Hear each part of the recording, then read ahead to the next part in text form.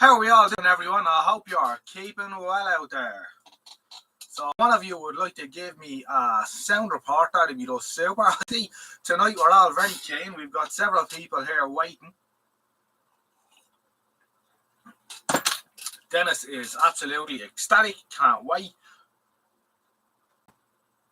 Wayne Sharp is going to miss the live stream. That's a shame, Wayne, but the best of luck to you. White Sapphire is in the chat as always, and thank you. The Chipmunk is here. I'm afraid there's no music with the test card tonight. No. Norman Donnelly is afraid of test cards. Kev B is here. Thank you, Kev. Nice to see you. Who else have we got here? We have underscore. Don't forget the thumbs up. Thank you, underscore. Ray Bourne is here as well. Audie Bell. Apparently England has won something or other. I take it that was the football. I wasn't following. I don't really follow sports, to be honest with you. But the best of luck to them. You never know. They could bring it home this year. Be great to see it. England won in sports ball. Yes, sir. Noel Conway is here as well. Michael Granfield is here. Wonderful. We've 18 watching. We've 10 thumbs up. So that made someone's acting a maggot. But other than that, life is good. What am I going to talk about tonight? I don't know. Because I didn't really have much time to give all that much thought this week. However, we're here. And life is good. Fix something. I'd rather not, Reese. It sounds difficult and convoluted. The live stream is an opportunity to wind down, not wind up. Leave the fixing for the videos. Cheer up, Reese. Could be worse. So, how are we all doing tonight? Is everyone keeping well? Are we all in the Christmas spirit yet? Is it too early to mention the C word? I don't think so. Or didn't they? Roundy Mooney!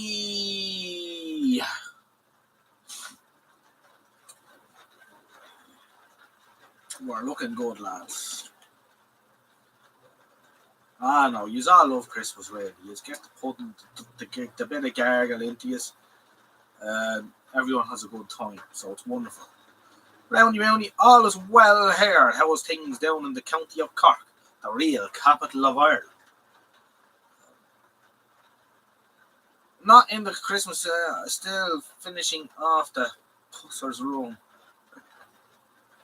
Driver Shortway film here is in the chat too. So we're looking good. Rayborn, love it when it's over. We've all the decorations up in the house already. Well, it wasn't. When I say we, I mean Mrs. Odgenodge. I came home and it was like Santa's grotto. I don't know, we're getting into the swing of things. It only comes once a year, so it's not so bad. Michael Dranfield hasn't got a tree up yet either. Roundy still has all the shopping. He has all the shopping done. Got a nice amp in the door Friday. That's me last present sorted. Just need to get the daughter out of the house to get it installed as a surprise. I have those two Sony amps that I need to send down to you, and I have wrapped them up, but I have them half wrapped up, so I'll get them down to you. But we were sort of half thinking of maybe making a trip to Cork. We have relations down there, but we can talk offline about that. And the tree went up on Thursday. Yes, our tree went up on Thursday too. 1st of December, and she was very excited. What would be the Holy Grail Teddy that you'd love to receive for Christmas? I don't know, maybe a Tarn 2000. Michael wants a CVC9. I have a CVC9 here, actually. Pressure off now. I'll go with good, but they're yours anyway if you want them still. I should have got around to getting them down to you sooner, but life, as I'm sure you understand.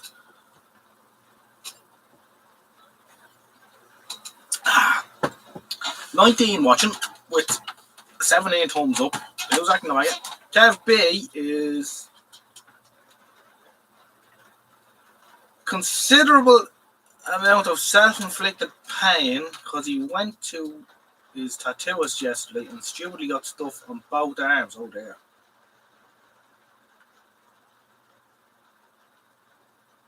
Ah. Now you got a little Grundig receiver from Germany. Sounds good. Yeah, Kev, that sounds a bit painful, alright.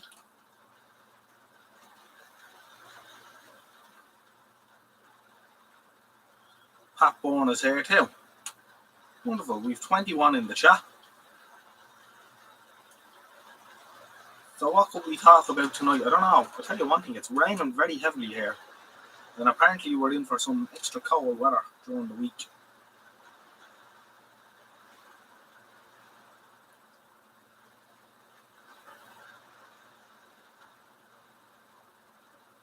Yeah. They get a bit carried away with the Christmas decorations. Some of these people are like, yeah, no, the weather is terrible.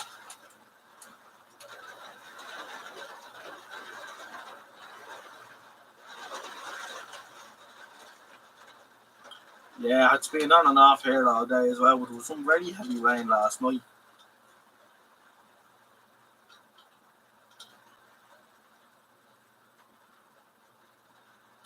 No rain or underscore it comes down to snow. Where are my vintage Christmas lights? I haven't got them up yet. I'll wait for another few days before I bang them up. 0 degrees where the Kev B was last night. Yeah, wasn't too warm here either last night. I reckon it was about 3 or 4 here last night. But then it started raining, of course. That heats it up a bit. So that's the crack, boys and girls. Not been a whole lot happening here in the shed. I was playing.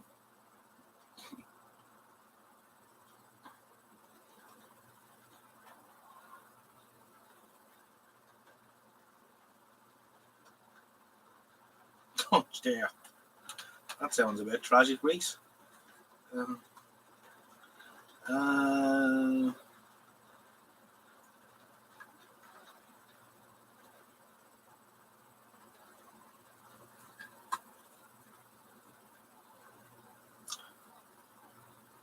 Yeah, the old frost is back.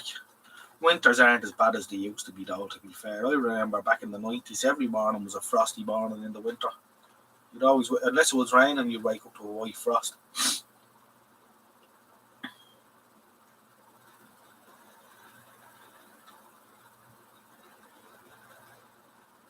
Yeah, the weather's a lot more pleasant down the south of England, alright.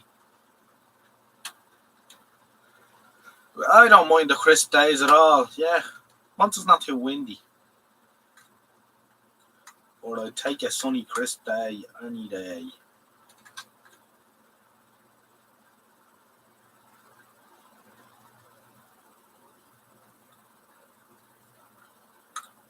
I wouldn't get worried about them, Reese. I mean, what about the ones that live out in the fields? I'm sure they'd be alright.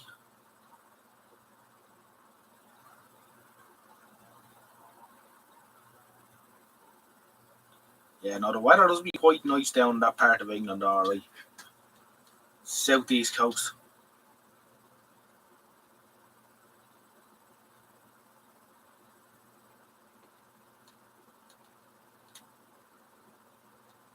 Yeah, they do dig little holes to live in, I think, yeah.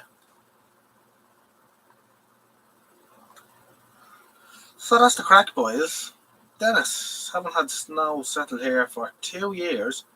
When I was a lad, it was deep enough to be up to the... Yeah.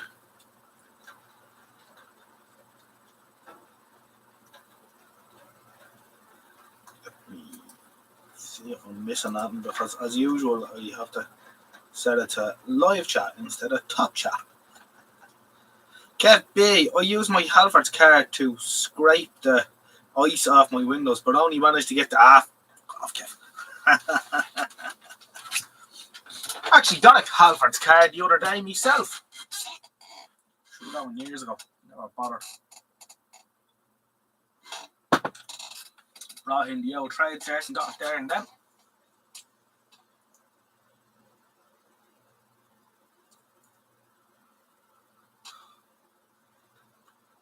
Water. Yes, that's what I use. Anyway, Mark 3.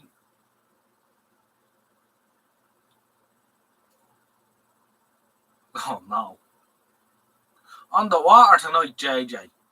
I am, yeah. I am on the water tonight. Now that could change later on, but it's not feeling it at the minute. I'm only after having something to eat, so I don't like to throw a drink in on top of food. So literally I just ran out here at a minute to 9 and clicked only after eating my dinner.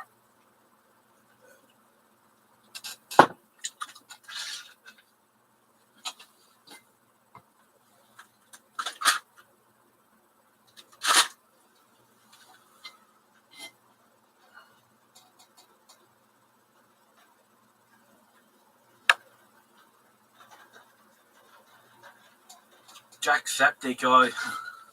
Yeah, I've seen him alright. I think he's making a lot more money out of YouTube than I am anyway, that's for sure. He's what is he, like in the top 10 YouTubers in the world or some nonsense? He does gaming videos and shit.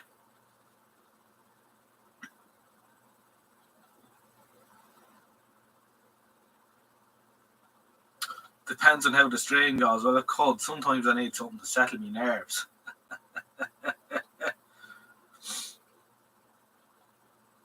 You're never too old, Dennis. You don't have a clue what that is. I only have a clue what that is because I came across him on YouTube. But yeah, no, he's a big day at our Jacksepticeye apparently. There's quite a few big Irish YouTubers as well. There's another fella that calls himself Flixer or something like that.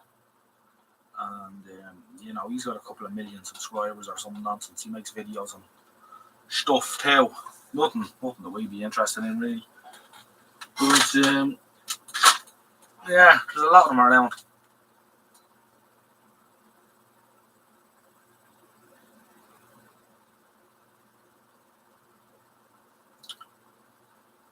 Yeah, well, that was his mistake. Why would he go on the telly?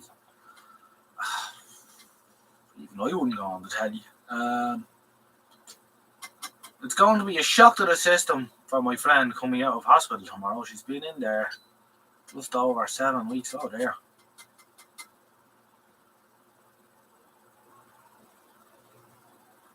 Who's the lad that reviews Sife? I'm not sure. Dave Cullen. I think I came across him years ago, alright, yeah. There's loads of them. There's loads of these fellas.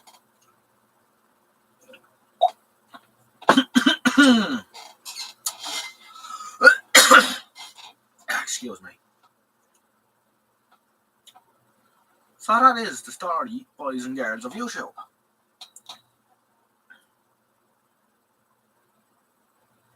So what have I got to show you tonight? I don't really have anything lined up like I did last week. As I said, I didn't get much time to give it any of this much thought. This week has been a busy, hectic week. And the other thing is, it's getting a bit cold to be out here now, especially with the jump in the price of electricity. You know, kind of, I can't be arsed. This time of year, kind of, the interest wanes a little bit. Any luck with the 30s radio you got in Goblin? The one you were on UKVR asking about. I didn't get that in the Goblin. I got the valves for it in the Goblin. I got it in the skip. And I haven't even looked at that round, to be honest with you. I picked out a box of suitable valves. And that's as far as I got, but they're still in the container. So to bring them over here, and I'll spend a bit of time. There shouldn't be any issue with getting it going. It's just one of the things I have to work out is what the grid bias will need to be. But we could start off with, I don't know, 3 volts or something like that. 9 volts, I don't know, something like that. But I mean, there's feck all in it, really. You know, I can get a load of 9 volt batteries maybe, or I can use the Ampleon battery illuminator. But I mean, there's nothing in this. I mean, what's in here? Like, there's 4 resistors and 2 caps. That's all there is to it. So it shouldn't be too difficult to get on now. Hopefully. We have to straighten out the band spread cap. It got a bit battered, so she needs a bit of straightening up.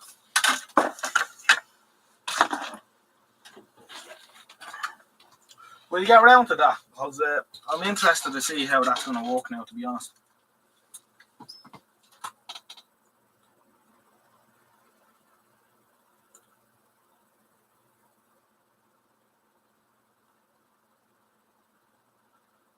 Norman Tony asked, what do I do with the TVs I fix? I put them in the container with the rest of them. The cost of electricity means businesses should shut off aircon lights at night, especially Christmas decorations and street lights. It's like people don't care. Yeah.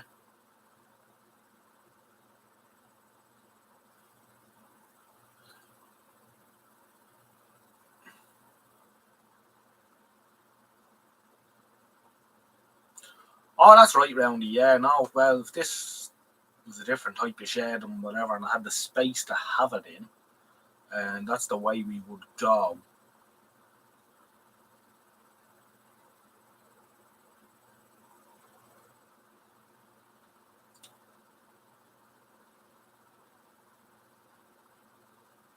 $300. I'd well believe it, Chipmunk. Yeah, I'd well believe it. It's absolutely crazy.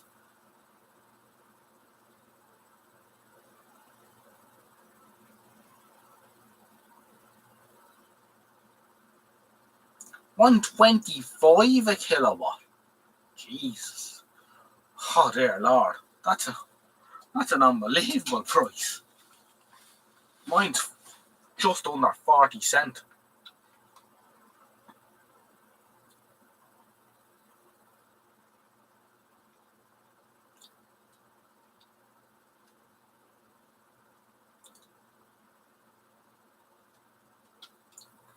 Reese asks, have I ever had something you couldn't fix that really bugged you? I've had plenty of things I couldn't fix.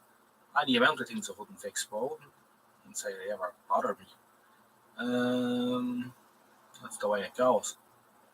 So the power company want people to go bankrupt. Yeah, you wouldn't know what it's all about.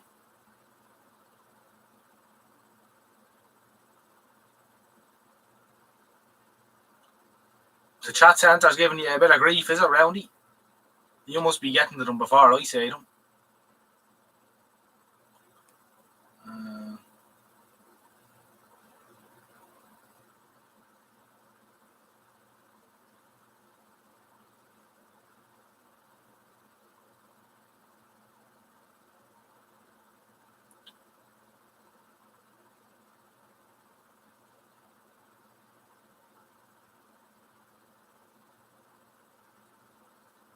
Unbelievable. Price of electricity. Andrew Waltz has just joined us. Good evening, Andrew. Welcome along.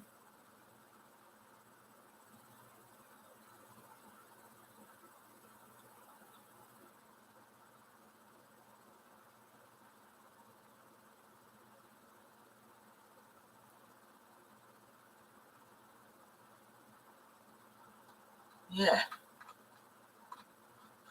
So we've 26 people here.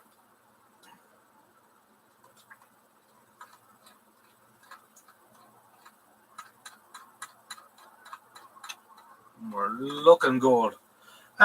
Interesting things this week. Not many, but I was presented with something that might be of interest.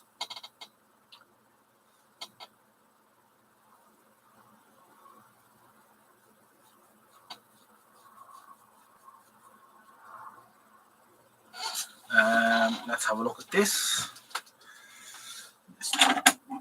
Oh, I wonder would Michael recognise this? Perhaps not.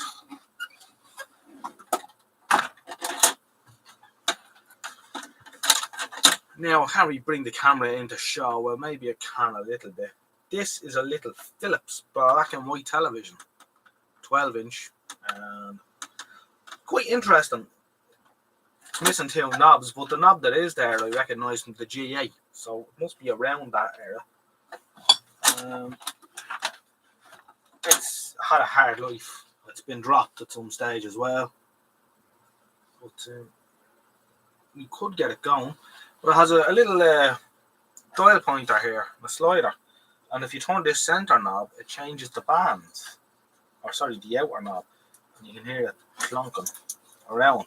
Now it's a bit manky, so you can't actually see it, but we could see if we can get it going. And also, it has these little red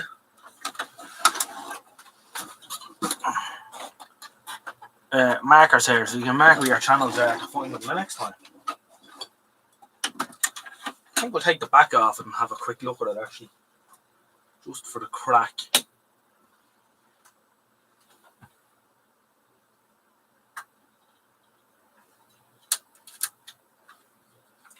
The out phase tester's a great man. One size fits all.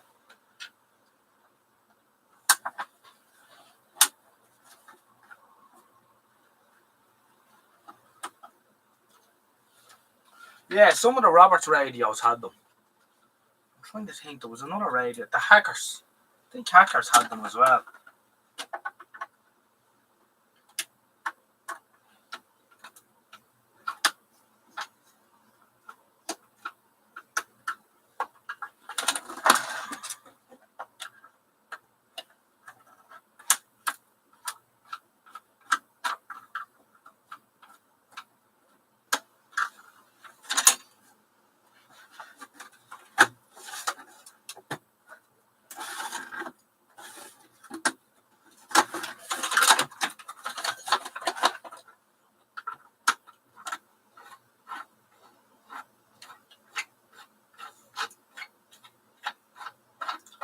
Oh, Hacker made some lovely stuff, alright.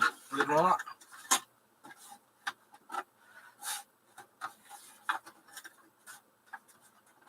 No shortage of light in here. No, there's no shortage of light in here. We've got two double LED buttons here, and the old T12 tube here.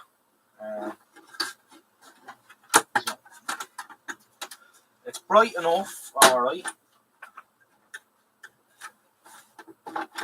That's what's holding. Right.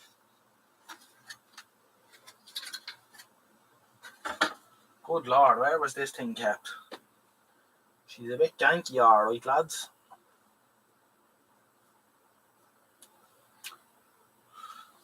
Looks like a special operation. I think the chassis hinges out if I undo these two screws. Perhaps.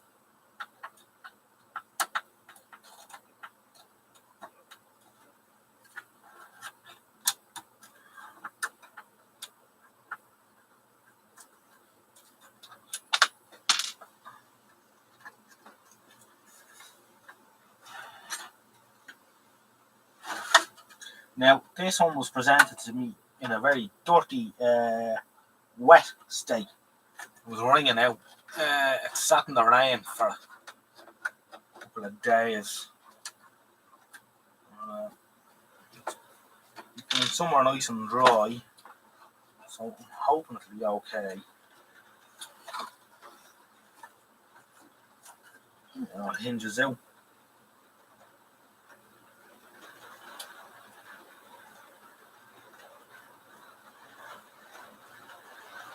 A TBA 240. What's a TBA 240, Michael?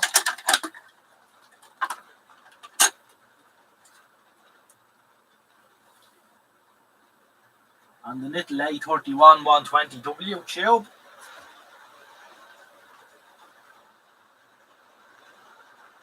And she's full of lock-fit transistors as well.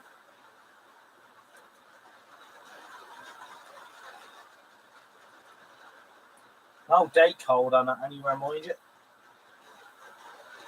that I can see of anyway.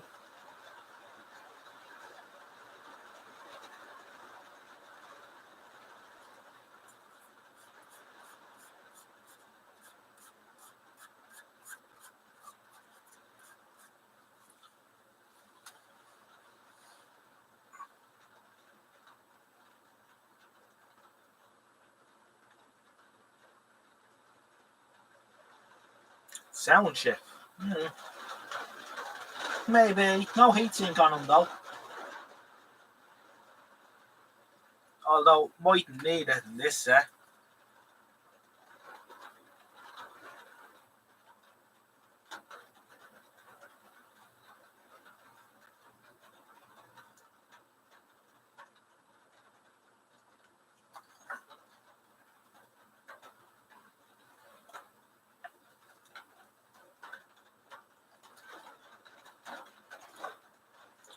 Fine big mains transformer, isn't it?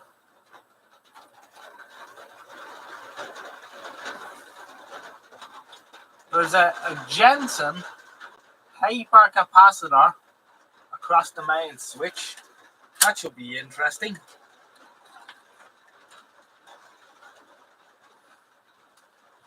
Let's see if I can bring the camera over to give you a look at it. Now, remember, there's no I don't think there's much in the way of stabilisation on this camera, so anyone that gets a bit seasick should probably look away.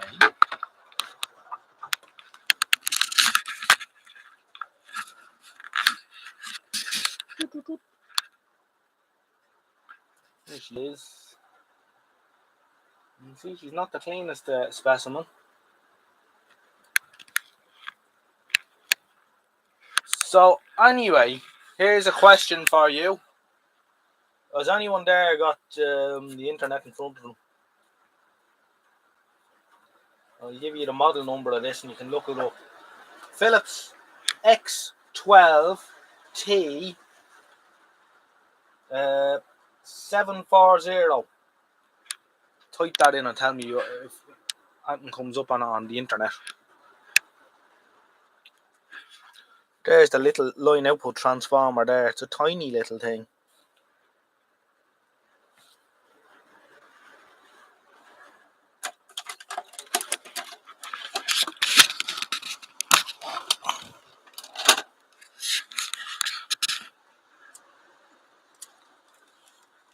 AD149 AU107. I think that's the line output transistor. Now, AD149, is that a germanium transistor? No, we've two more here. These must be there. Because we've got an AY102 and an AU113. Maybe those ones there are part of the regulator then.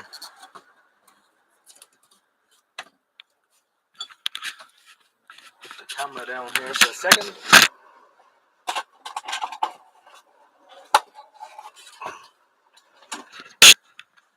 Turn them around so you can't really see because the little window was so dirty. Silicon PNP. Oh, good man, Round. Nothing on that telly. Oh.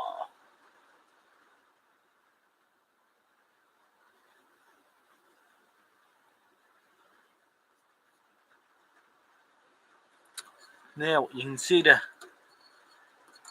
channel selector going around there. Just about. It's a bit sticky too.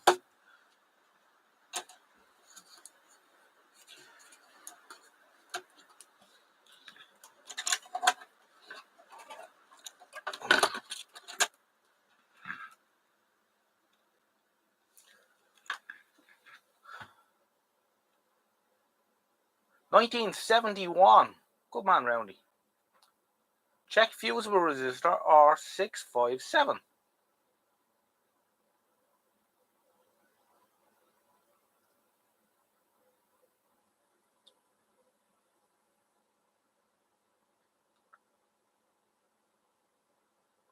Have I got the same model of iron you have, Chipmunk? You You tell me. She's a Murphy Richards CA75. Anyway, that's the little telly. I'm not going to try that tonight. I'll try that another night. I'm going to give it another couple of days to dry out. As I say, it was fairly saturated. And there's no encapsulation at all on the line output transformer. It's totally open. So that means I don't fancy my chances now, to be honest. Although you never know. You never know.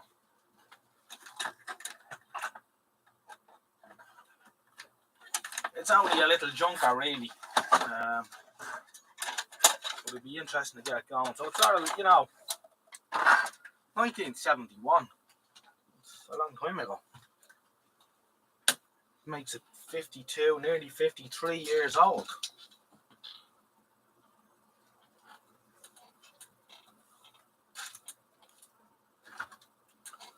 Which is hard to believe. 31 in the chat now. Wonderful stuff. Do give me a thumbs up if you haven't already got around to it. Thank you.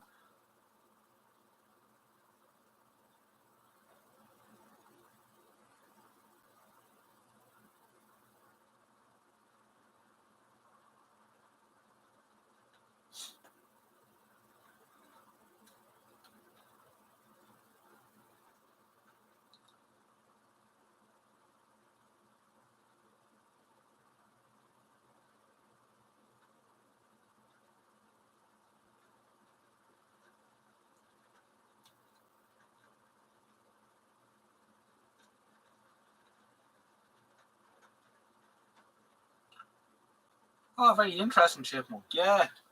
That'll be an interesting use for an iron RI. I was thinking I could get another one. That one's too good. It's in immaculate condition, and that's the reason why I kept it. Well, if I get a similar one that wasn't as immaculate, I was thinking I could use it as a hot plate for taking, screens off phones and stuff like that.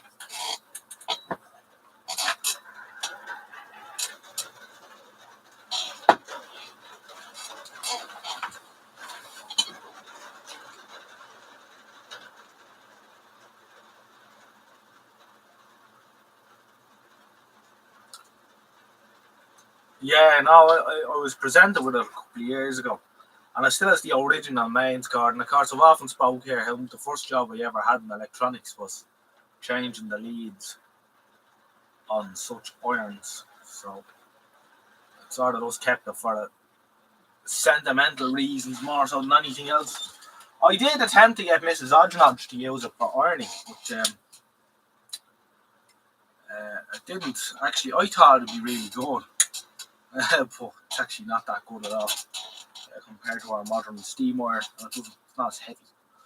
This bloody thing's a bit heavy now. The old grannies used to have good strong arms back in them days. B4L, thank you very much, B4L. Much appreciated. B4L always comes in and gives us a little something, so I appreciate that. Thank you very much. I'm sure it's good for something that, but I don't know what.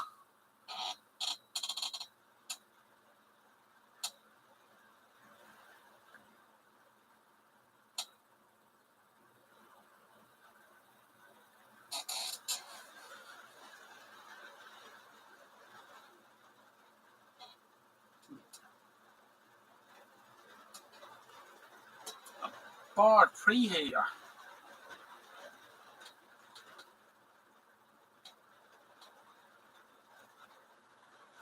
The little lead seals, you don't use them anymore. Oh.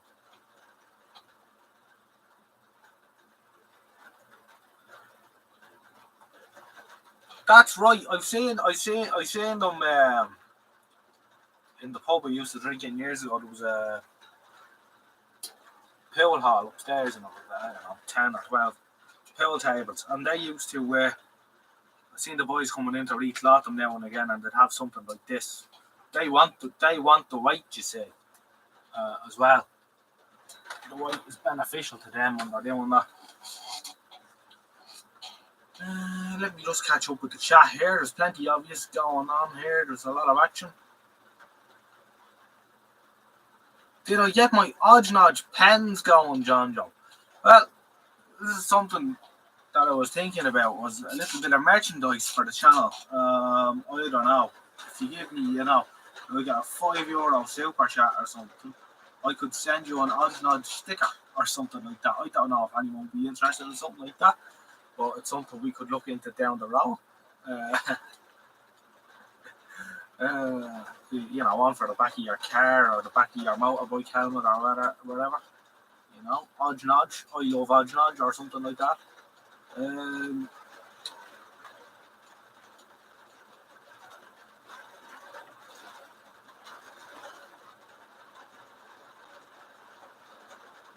Let me see. Odge merch. Teespring.com, Jay. No, that sounds complicated. No.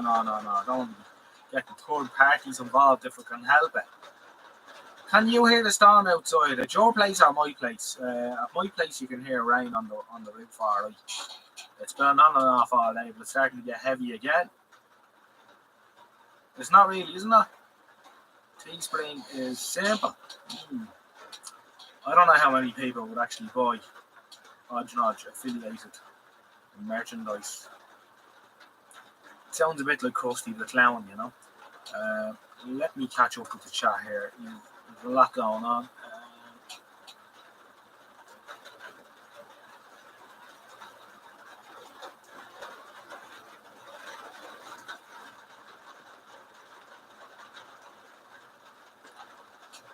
Norman Dundee asks, what can you see when you look at your screen in front of you on a live chat? I see pretty much what you see. I see myself, and then I see the chat in the left-hand corner. And underneath is just an option to either add a poll or end the stream. That's about it. I don't see anything else. In fact, I can show you if you like.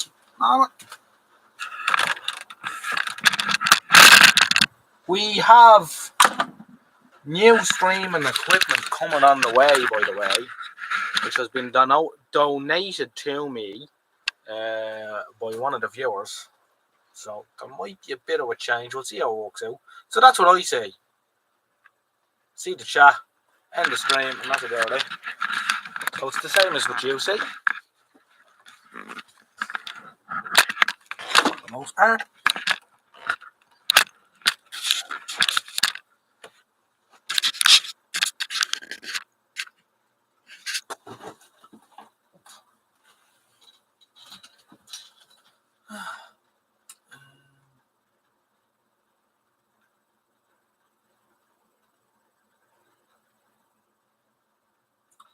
Louis Williams found a national yellow 43 CRT TV on through the air, but still works. Black and white or colour, Louis? And welcome to the chat, by the way. I don't think I've seen your name come up before.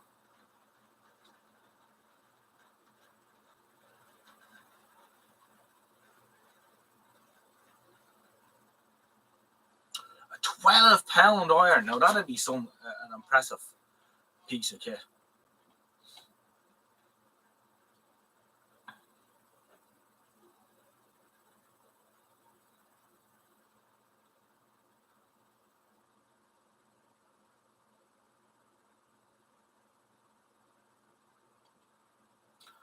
Why not, Reese? You knock yourself out.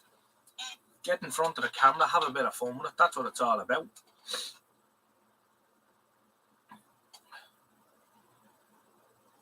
We have Nigel here as well. I haven't seen you in the chat before either. Welcome aboard, Nigel.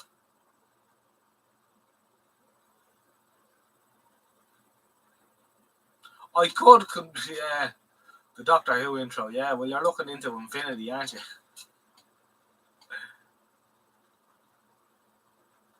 Now you know, Norman. Now you know. You have been educated. Wonderful stuff. It's a colour one. Did a shed clearance for a friend. Excellent. Simon Hanlon is here as well. There you, Simon. We do not have VHF TV here anymore in Ireland.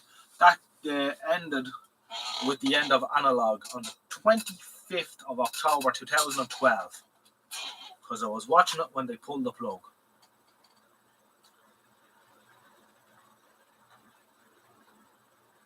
Oh, maybe aware, Louis, yeah. There's so many names, it's hard to keep up. Bantry has been repurposed. It has indeed. Bantry, I don't know what's on Bantry now. Dab. Although there's no Dab in Ireland anymore. It has been ended. But that's what was on Bantry. But there's repurposed for money, exactly. Yeah, I don't know what. Lots of shit on there. Funny enough, you have a Bantry aerial and you tune through with an old television, you see all sorts of shit on the screen. So it's been used for something, alright. Everything comes down to money. That's why sure half the UHF spectrum for TV was sold off as well for 5G.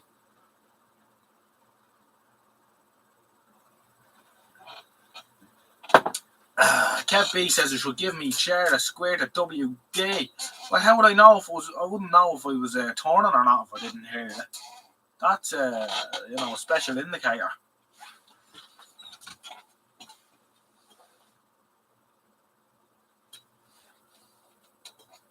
Squeak, squeak. It's actually John. Yeah, give it up, Lowney. Oh, dear. We used to pick up the VHF in West Cumbria. Yeah, you would have, alright. Handy enough too, I'd say. No, them days are gone anyway. It's all ancient history, I'm afraid.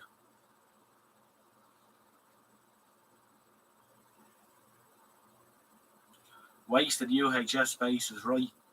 Yeah.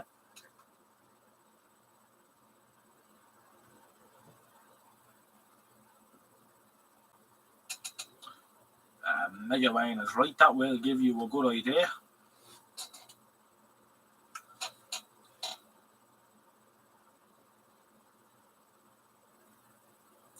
Yeah, 5G is pretty good, alright. I have the 5G phone here, the Samsung S21 Ultra, and I have to say it's a class act.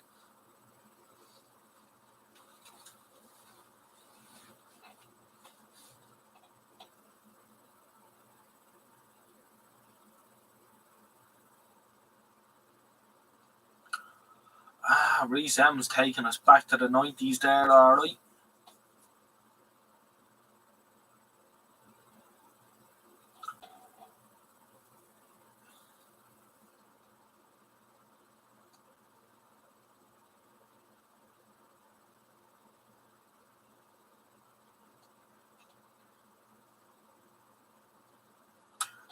Yeah, that's the way it's gone, Jerry. Welcome to the chat, by the way. Restricting the frequencies. You know, it's rather interesting how the whole thing has gone. Because people go out now and they buy, a 60-inch TV. I was in one of these places that sells these unusual televisions last week, and I got, interesting. But, they go out and they buy a 50-inch or a 60-inch or an 80-inch television, right? Buy the biggest fucking television they can buy, right?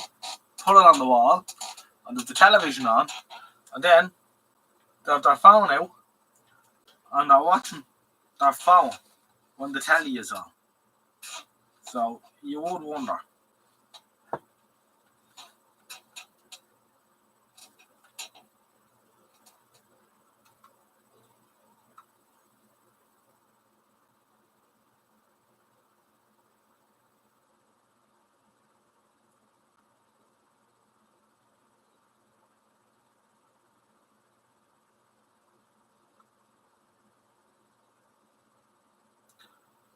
Have I seen the new PL320? Same as the 330, but USB-C charging.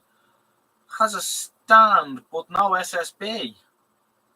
Well, then it's be more like what's the other one then? Is it the SET310 or something like that? It's a waste of time without the SSB, isn't it, Roundy? I wouldn't be bothered in one at all. It's just to have a USB port.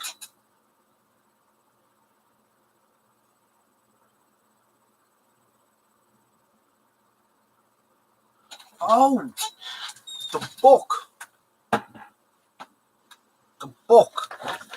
It's the Beam Antenna Handbook. So this is from John's collection of literature, which is on the floor. Yes, indeed. It's pretty good, actually, and unlike a lot of these early alterity books, it doesn't go into a lot of bollocksology. It just sort of lays it out quite simply.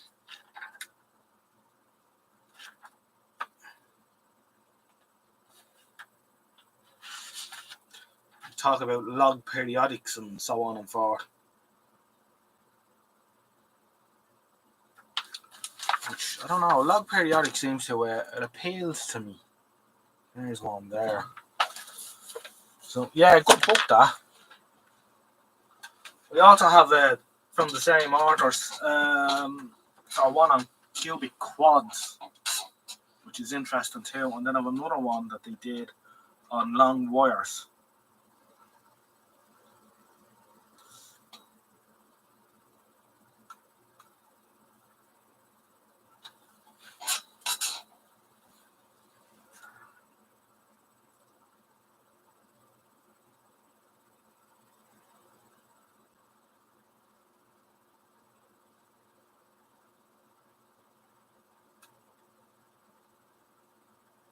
RF voodoo.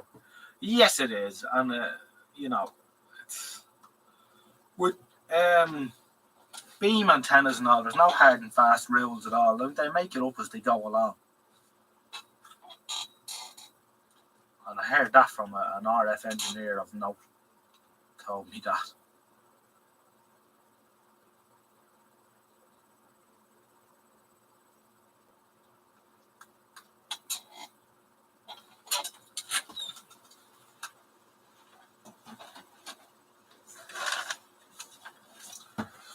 Here's another one that was belonging to John, and he got this when he was with RCA. The Fundamentals of Transistors. A program text. And it's kind of an odd book. John Twombly.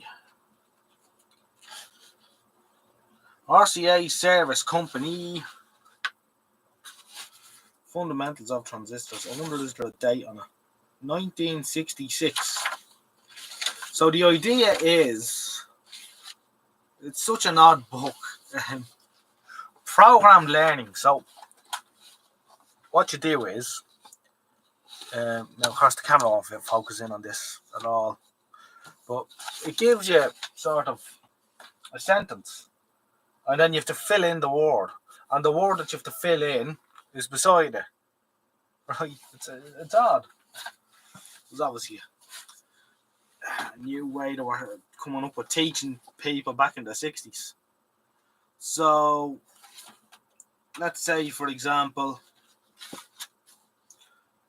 a second type of impurity, when fused chemically with silicon or germanium, produces a structural deficiency of electrons throughout the semiconductor material. A structural deficiency means that there are not enough electrons available to complete the normal blank pattern of the semiconductor. And then the missing word is structural. And so on and forth.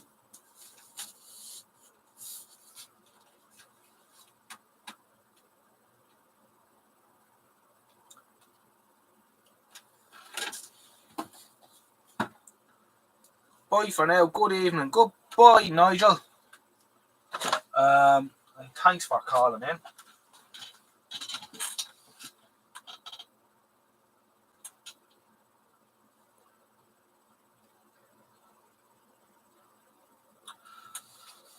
Chipmunk has a question about the polarization of TV transmitters. Has anyone noticed log periodic DIY type aerials are often mounted vertically for DVB?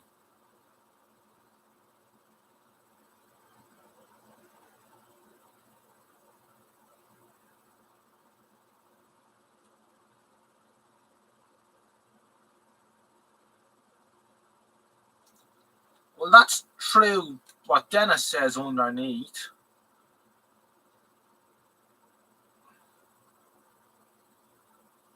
I think what can happen is if you're over if you've got a large hill between you and the transmitter, and say, no, that wouldn't be quite true. What I was going to say is, if it was vertically polarized at the transmitter, and you're receiving it by edge diffraction over the brow of a hill, it can flip the polarization from vertical to horizontal. But then it wouldn't be true to have it vertical then, so I don't know.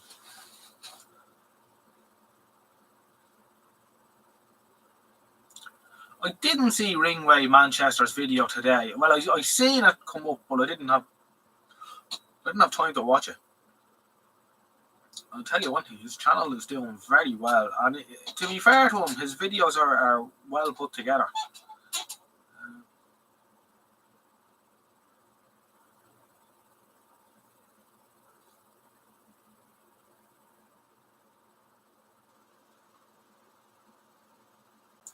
They could be dual polarization now. They weren't at one time.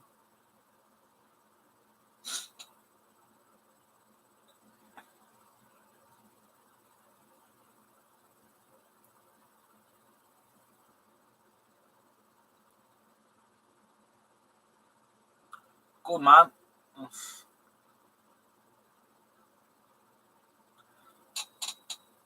Both vertical and horizontal.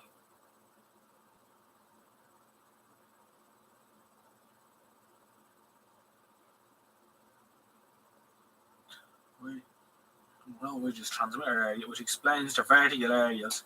It's an interference from the continent, which is all horizontal.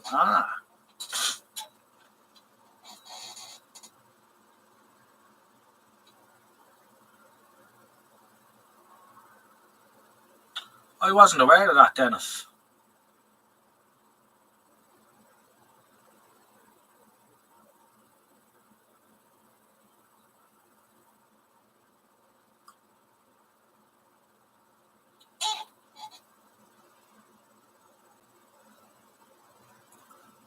I wasn't aware of that, Dennis. Well, I don't know. I don't watch that many of these videos really that closely, because when I do watch someone, it's a tick in me fancy.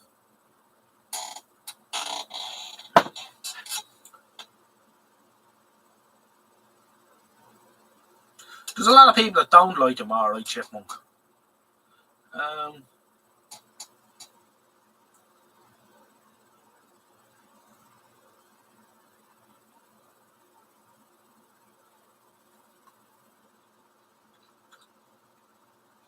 Oh yeah, I read a bit of that thread alright round you. I think they were talking about the reduction in power lately.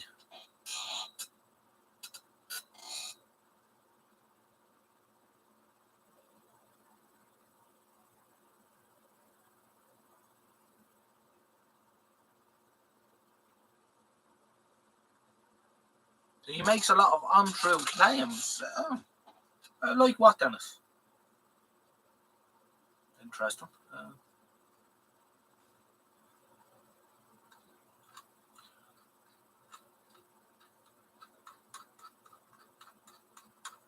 I know he knocks around with that other fella, Andy Kirby. Not overly keen on his content.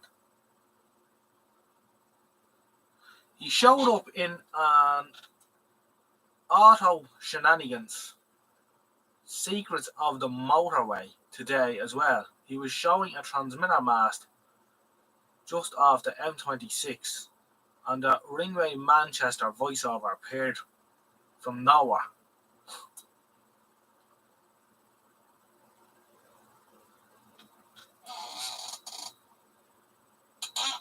Yeah, I'd agree with that, Jerry, as well, yeah.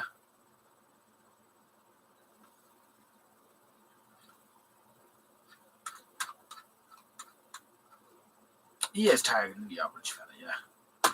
Right, lads.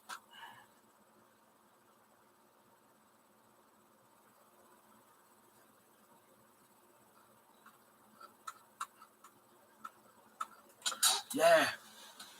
I wonder, should I do a collaboration video with someone? Who could I do a collaboration video with? Of course, my channel is very small for that kind of crack. Although I have grown a lot in the last month, believe it or not.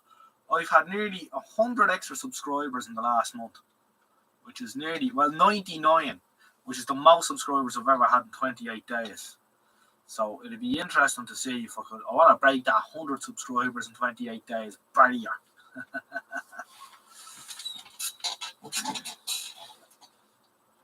I'll get a few Odge Nodge stickers made up as well, and we'll see if anyone wants them.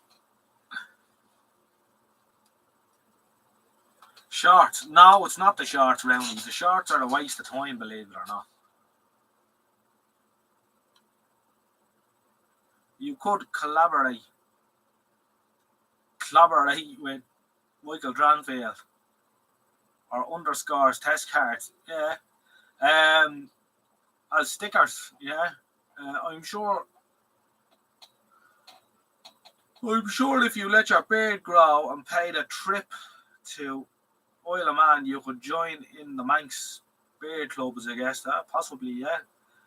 He gets a bit touchy about corrections in the comments. If he's targeting the average viewer, he might want to say, put this photo. Oh yeah. I think I'm seeing that mentioned already in the pub. Oh yeah, we could do it. We could do on there, right? Kevy Webby Woo was here. Hey, Kev. Good to see you. And the problem with doing a collaboration with Michael Granfield is I have to go all the way to England, which is becoming a rather expensive pastime these days. White Sapphire said she would purchase Odge Nodge merchandise.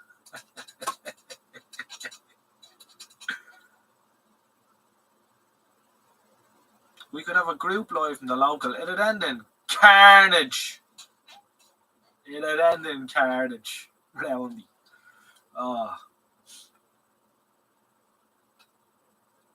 Exactly, yeah. More drink. Come on, lads, if you know homes to go to, it's 5 o'clock in the morning. We'll tell you when you're closing up, pal. Wonderful. Shorts don't work on his Crown, on all on Chromecast either. Yeah, I made a couple of shorts, and the only one that actually got any great traction was the rehash of the video I did years ago where I drove over the record player with the Rootmaster. Yeah, that did alright.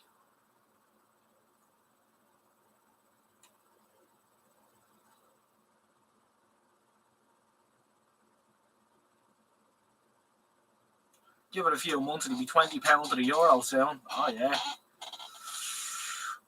Yeah. Take me in a pub. Yeah, never will. Literally in some cases, that's right, Roundy.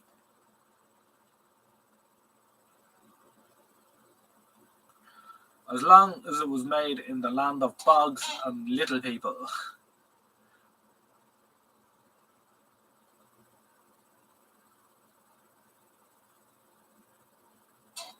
As JJ was Clive has tech meets in pubs. It works okay, yeah.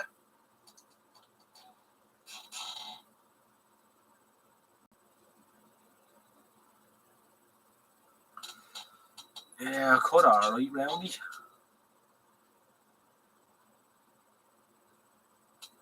Well, the pubs probably get busy for his because I don't know, sure. I don't know how many people would show up to one of his deals.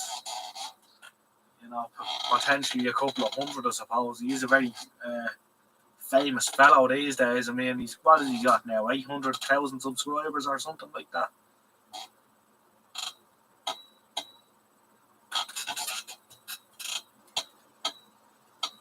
He got thrown out. Oh no. Right, lads. First break of the evening. So I'm going in. I'll be a couple of minutes. I'll make up my mind when I'm going to drink water or something else. Alright, so I'll leave you to wait for the cowbells. And we shall take her up then on the other side. Yeah, that makes sense. Beer break, possibly, Michael. I don't know. I need to go into the house for a minute.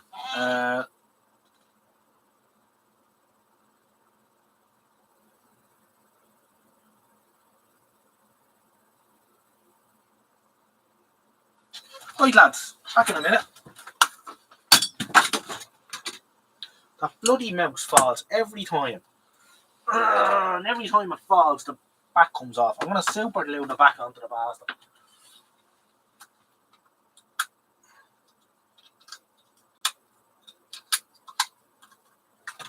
Right, lads, see you in a second.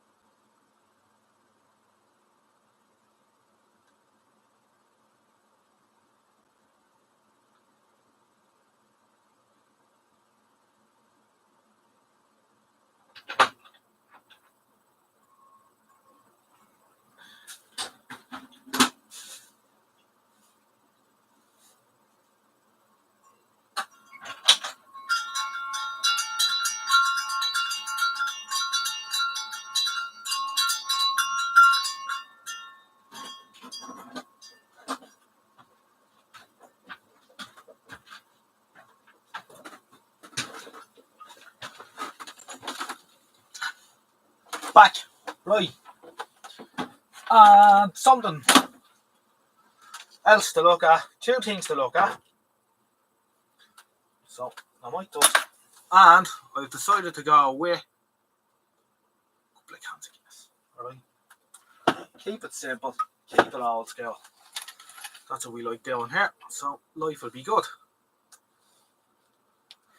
So how much have I missed in the chat?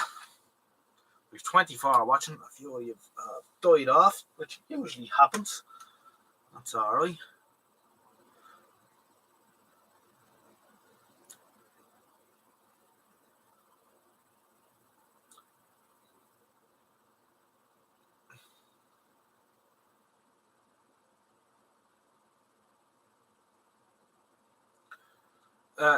Michael actually has a comprehensive collection of very, very snazzy jumpers.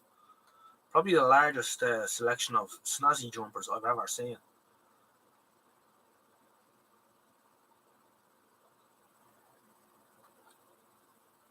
And cargo will be Morphy's. I like Morphy's. I do like Morphy's still. Excellent.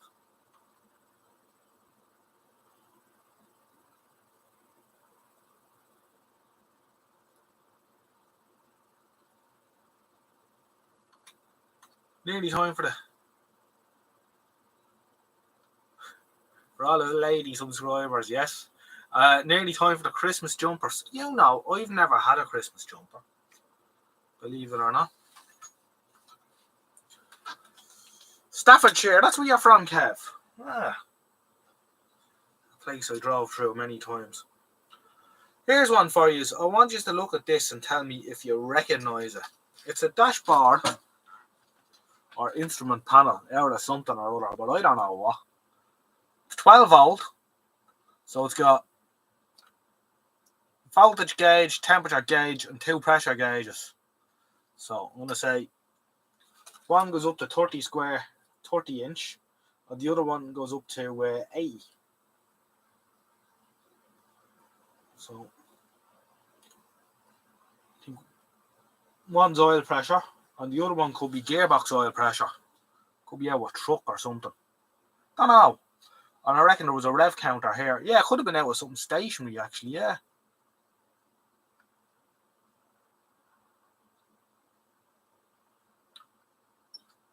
I was just wondering if anyone recognised it off the top of their head. All the clocks are electrically driven as well, they're not. None of them are mechanical. And a big spark plug.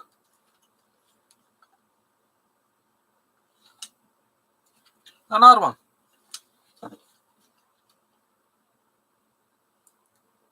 And there's a lot going on there, as you can see. Custom made, maybe a one-off. Maybe, yeah. Possible.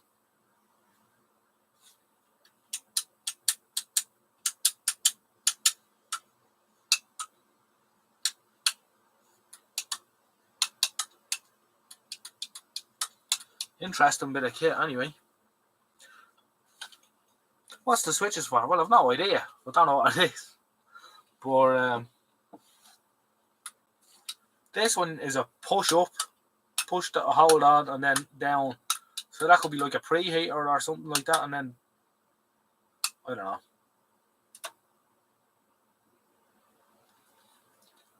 You'll be surprised, Roundy. You want to see some of the dashboards I've seen in Leyland Atlanteans and shit, the way they're wired up. Anyway, that's that.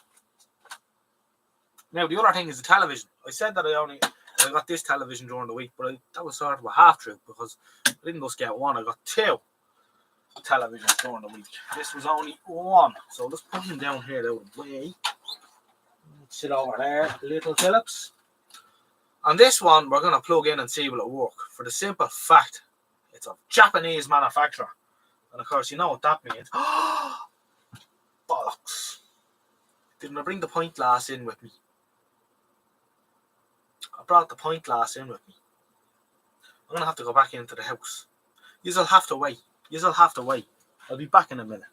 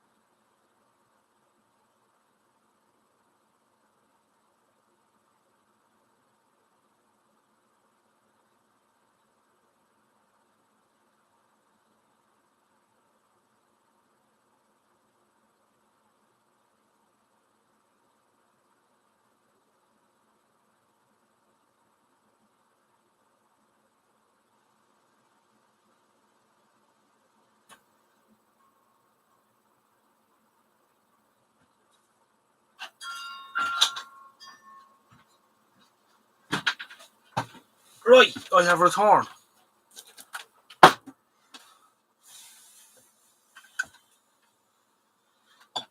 Hitachi.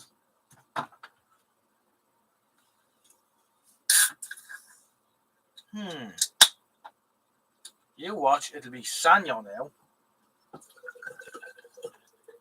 We will see.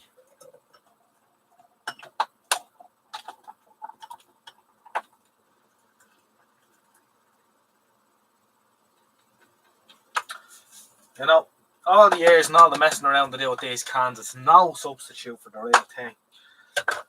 Anyway, we'll put him over there to settle and get his breath back. Somewhere all like that. So, what did I miss?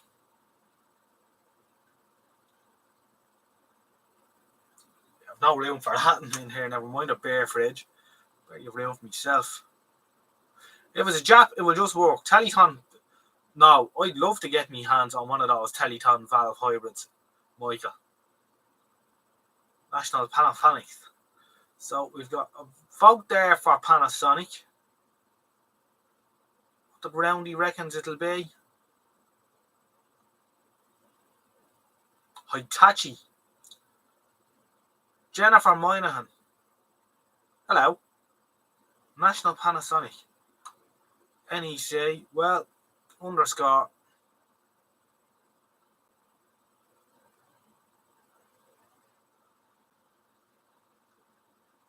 JJ, you gotta see underscore's latest work. Oh.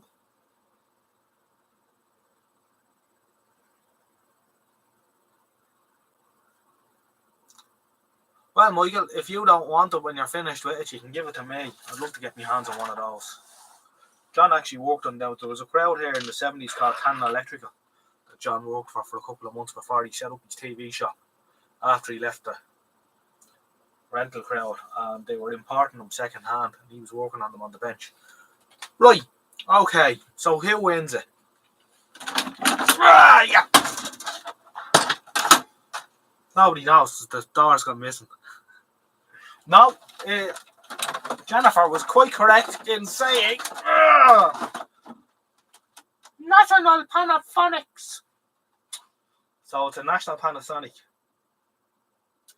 Don't know what year it is, but I reckon it's late 70s. That'd be a wild guess. What's the model? Here of you Googling people could find out for me. TC492 EU. Alright. See if you can find that out on that. Made in Japan. Matsushita Electrical Industrial Company Limited. Lovely stuff. Will it just work or will it not? Will it not work or will it work? Or will it maybe possibly not work? Who knows? The possibilities are endless.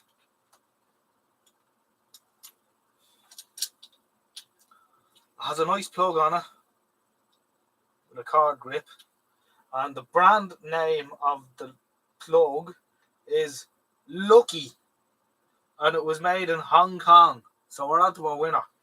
All right. Let's see what will happen. Will it or won't it?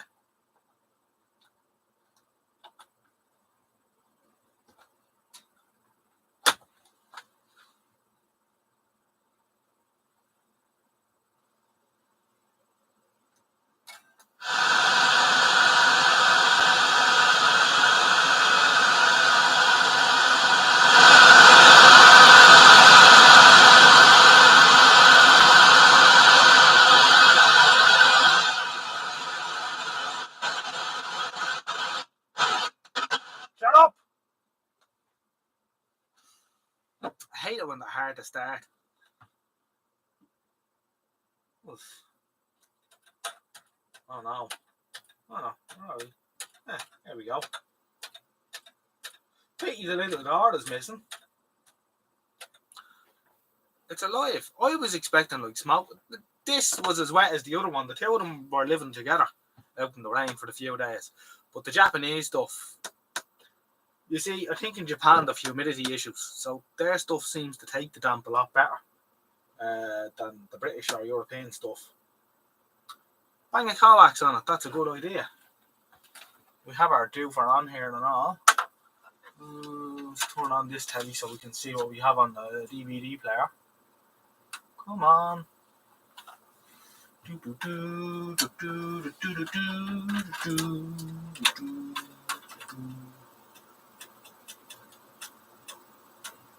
we go. And then we'll go external video. Turn on the DVD player. Zip.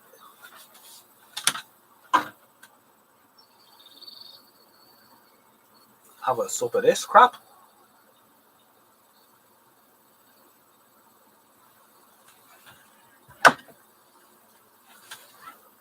Oh, come on. Don't tell me the old DVD is worn out, is it? There we go.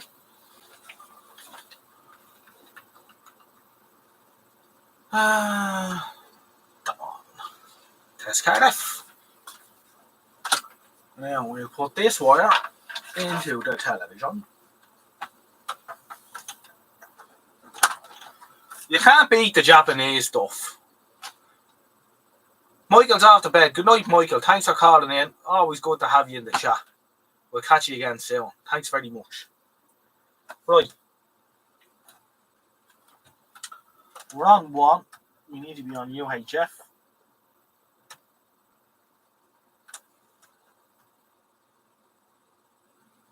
Yeah, that wasn't so hard, was it?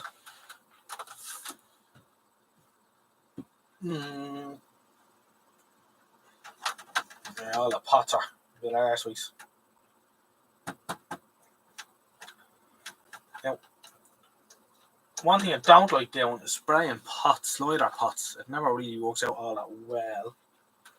I know you can get fader cleaner, but I don't have any of it.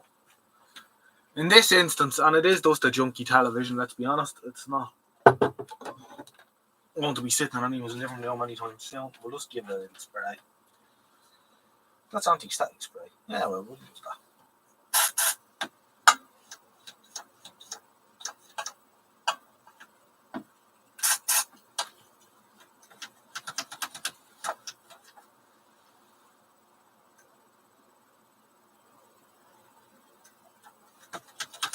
They're really bad, alright.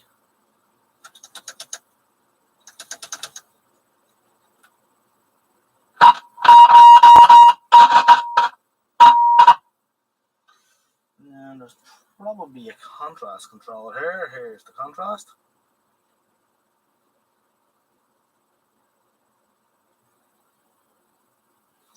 It's not a bad picture at all. No, you actually can't see the picture at all on that. If I turned off the bench light, would it make any difference? No, it's going to oversaturate like mad. So we can't actually see the picture on that camera, which is a bit tragic. But if you want to take my word for it, it's a very nice picture. I wonder if I turn on more light, would that make it? Yeah, you can kind of see it now, but you get the idea. That wasn't as dramatic as we would have hoped for. If we leave it on for a few minutes, the snubber cap might explode in flames or something, but there's the rain again on the roof. So there you are. Fair play to you, Jennifer.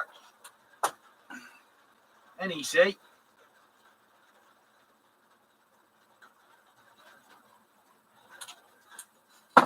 Through junk is flat. Yeah. If this was a 42-inch flat screen LCD that had been left out in the rain for a week, I wouldn't fancy me chances.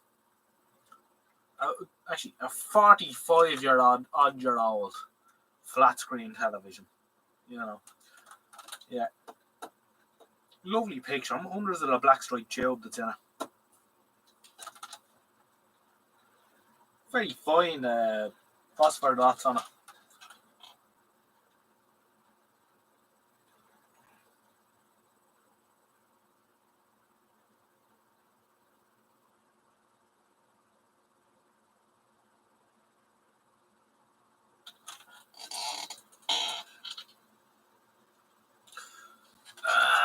No, it's not. It's certainly the design and build quality certainly isn't junk. It's just a pity the cabinet isn't in a better condition. It's not really sitting room material.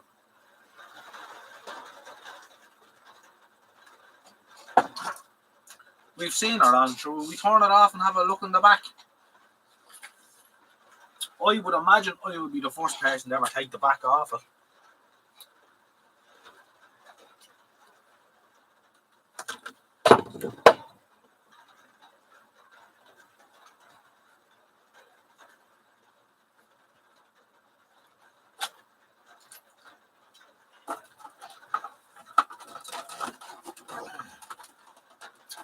Yeah, I found some of the later Panasonics weren't all that great.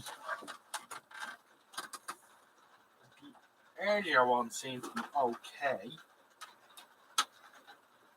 Oh, it's got a service switch here and everything on the back.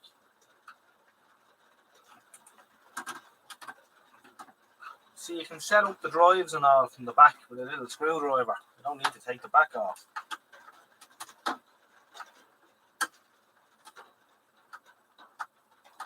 So, must, I wonder, do they collapse the frame to set up the grayscale?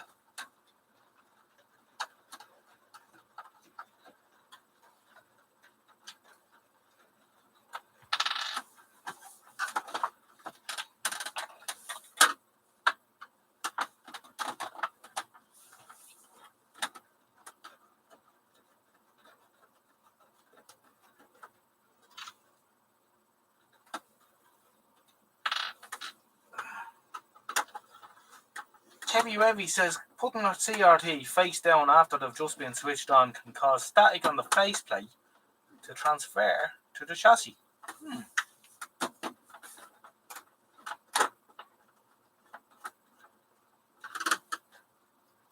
That's not what I ever came across.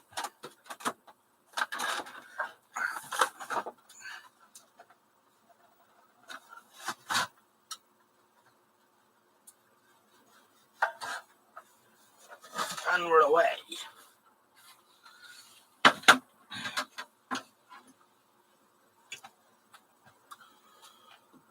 You bang on the big light here. Is there any dry joints around the line output transformer? Funny enough, one or two of the pins look a little bit dry, but nothing drastic. We could touch them up, I suppose. It doesn't look like anyone's been in here before.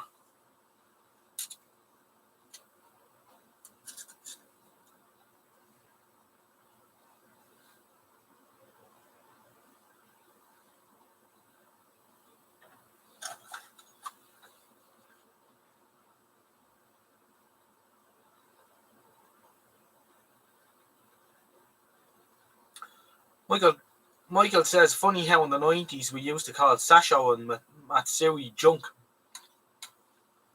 Little did we know what was to come, and that is a fact.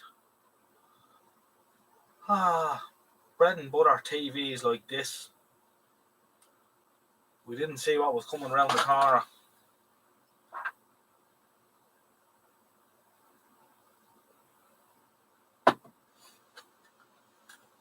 Irreparable crap.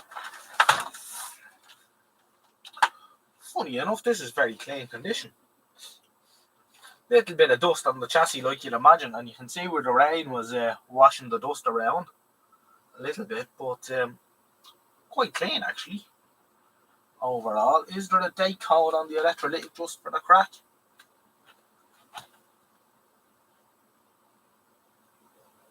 Not one that I can make any sense out of. Is there a date on the tube? I hate it when they don't put a date on them, because I love to know. I love it when you open up a television and you see the date it was manufactured stamped on it somewhere. You can throw a birthday party for it then every year, you know. I wonder what year she is.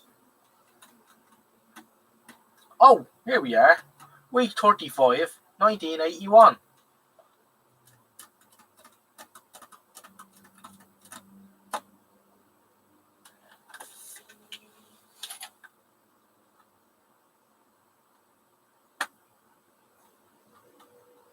2 years out. Not bad though. Yeah, a young gun. Yeah, no, you'll have to go back. It's too fresh to be in here. I worked in a monitor factory in the 80s, 90s. If you carried the monitor just switched off, you would get a belt that way, all right. And I seen that happening where a chap years ago who collected a television and was carrying it out the shop door, and he asked his wife to put the plug in his pocket, face to his CRT to his chest, is the way you're supposed to carry them. And when she put the plug in his pocket, he got a belt and dropped the fucking thing. It was an expensive day out for him. Of course, the television was wrote off, and that was the end of that.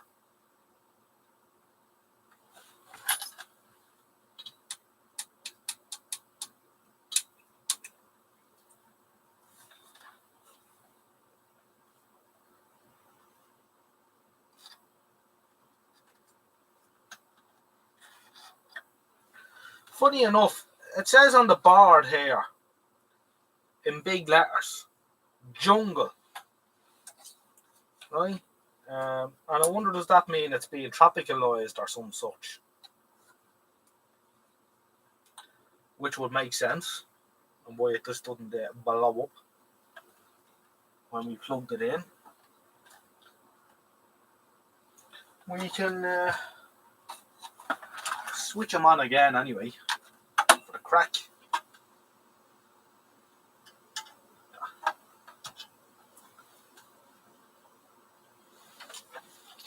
We wouldn't normally do that, but we have an isolation transformer, so we're alright.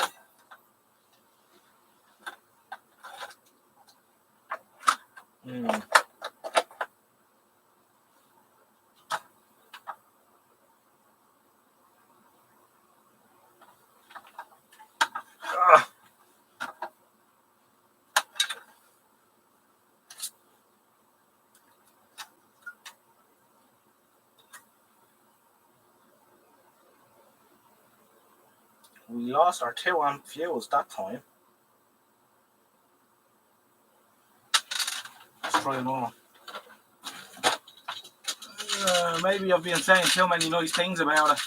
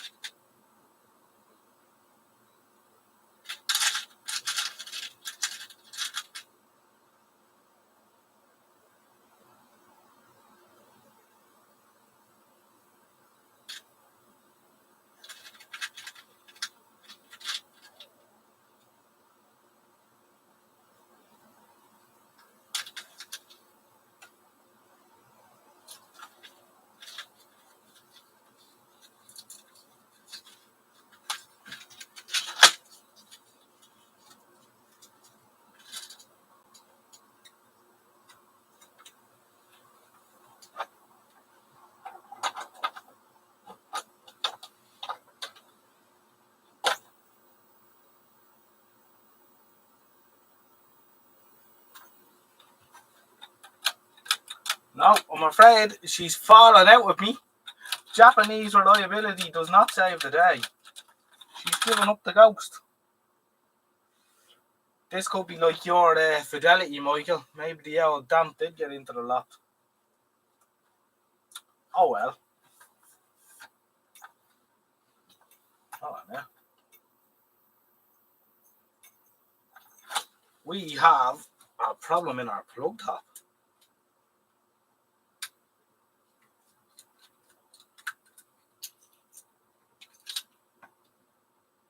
Oh dear, oh dear. Look at this. Dear Jesus. Our Hong Kong plug has let us down. And I'm sorry I haven't got a better camera to show you up in detail. So we've the 13 amp nailed in, which is standard practice, nothing wrong with that. But the spring clip for holding the fuse on the pin was spot welded, and that's come loose. And the spring is totally loose as well. So here's what's happened. right? Well, obviously, it wiggled around a bit and blew the fuse. Jesus. Hong Kong does not mean reliability, Michael.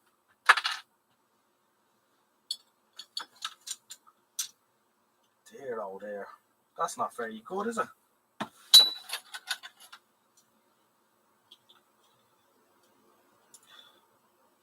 I guess that wasn't so lucky after all. The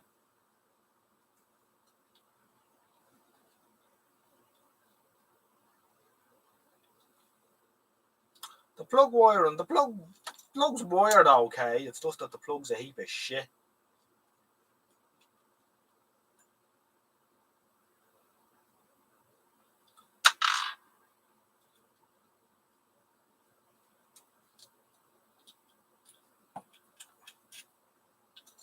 That was disappointing.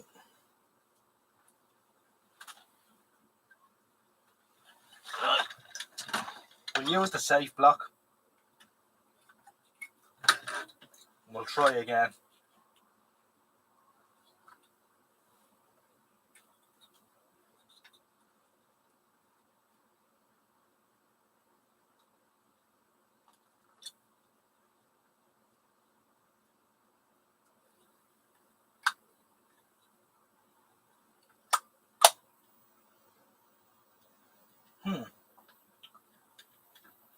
Oh, you hear television-y type noises? And that's what the switch does. The switch collapses the frame for setting up the grayscale. We'll turn off the sound as well sometimes. No. Sometimes they kill the sound stages as well.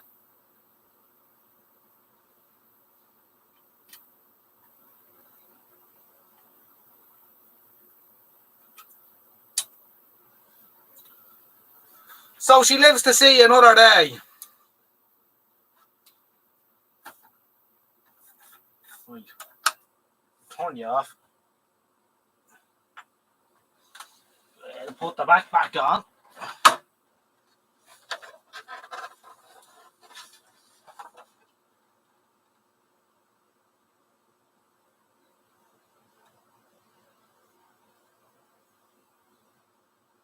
Not a bad little television at all for our age.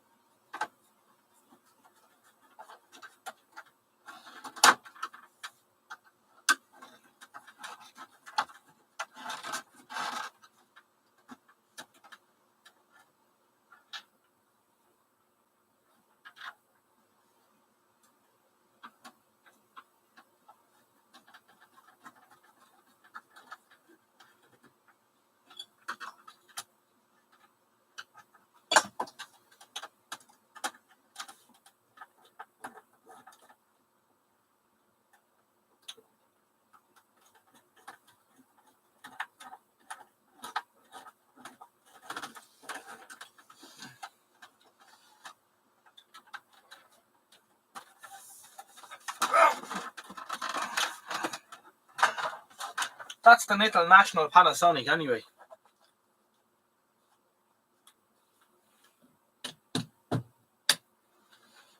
Let me catch up with the chat.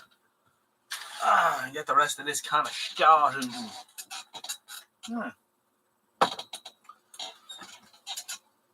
Of course, in the real course of events,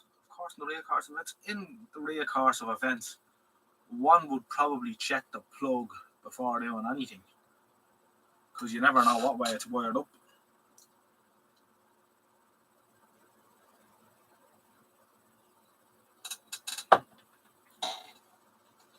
Oh, that's right, Jerry, yeah. Thousands on the set and then to Poundland for the area. Kevy W's computer has decided to do an update, so we'll see him tomorrow. Those plugs cost money, yeah.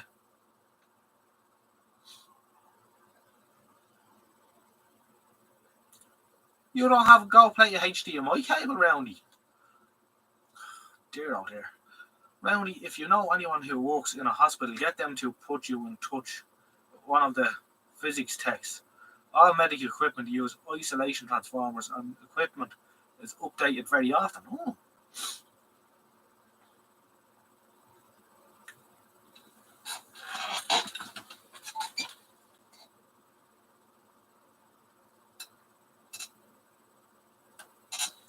People these days don't even seem to know about aerials.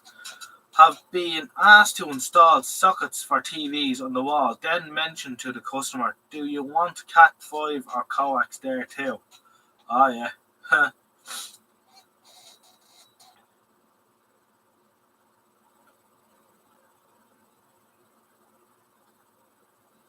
Mooney's better half is a paramedic. That is no easy task. Fair play to our roundie.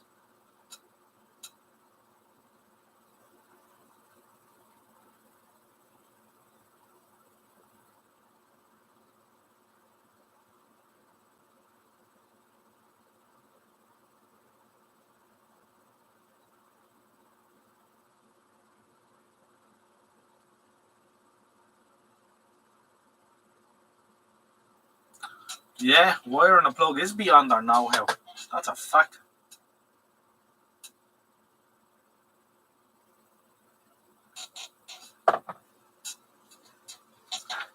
I think everyone here was probably wiring plugs when they're around 5 years of age.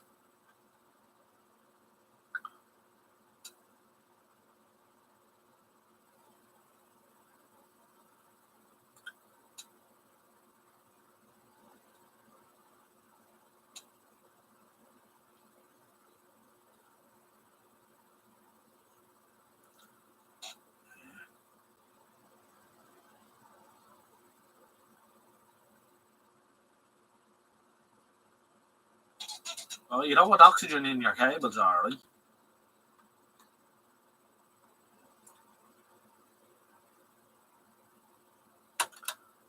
Stick the wire in the socket.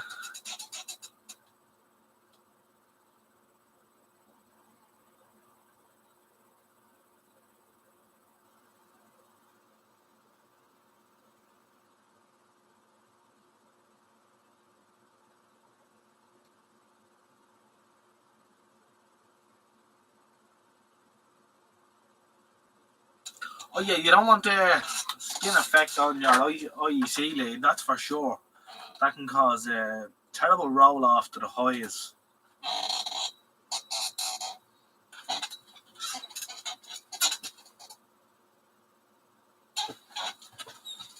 Put this light back on.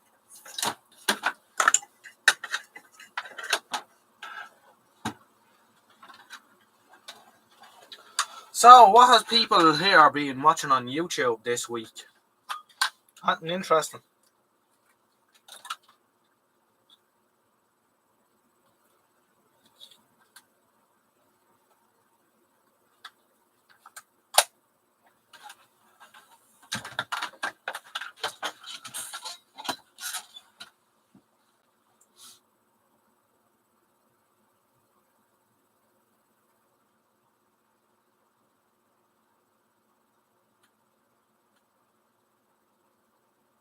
Rod plugs work very good for holding wires alright.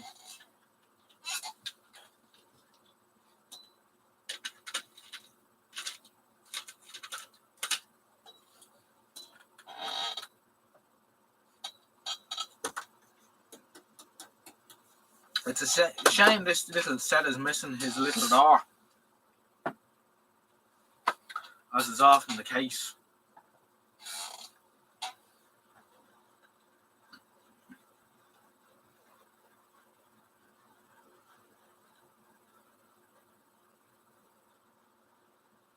I'm just looking at my phone here at emails, and I noticed that I've gotten more test cards.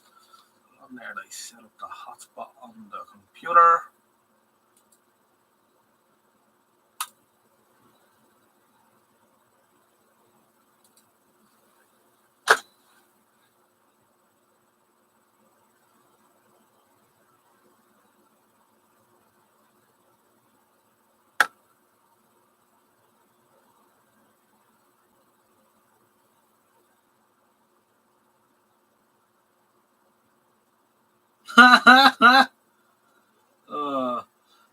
Lovely work there, underscore. Lovely work indeed.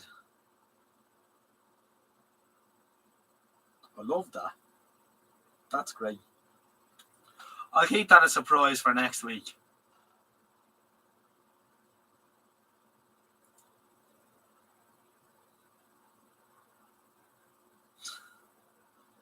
That's gas.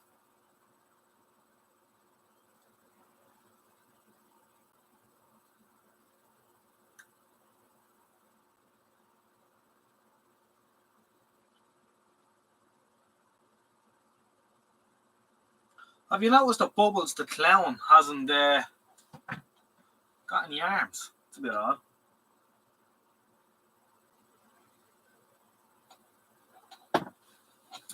We watch a little bit of Shango 66 from time to time here, Kevin, alright?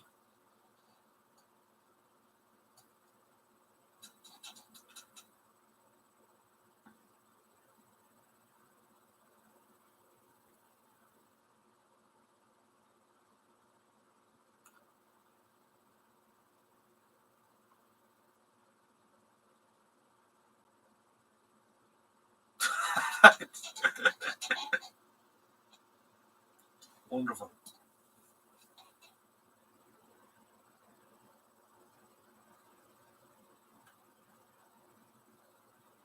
Bob.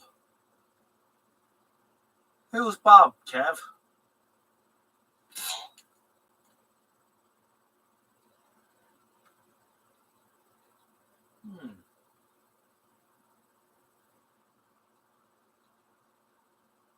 Dave Tipton, yeah, seen a little bit of his stuff.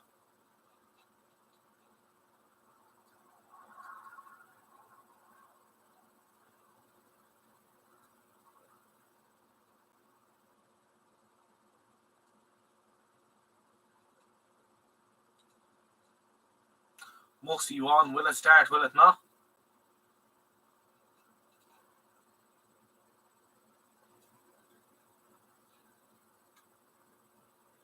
Bob Anderson. Oh, I think is that your man with the puppets?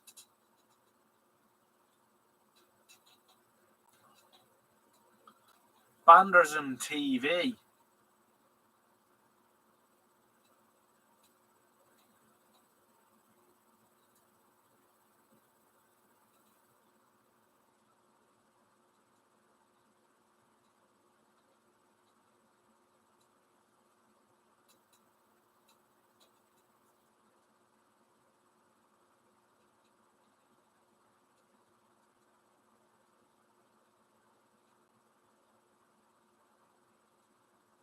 Oh no, Buzz1151 is the puppet guy.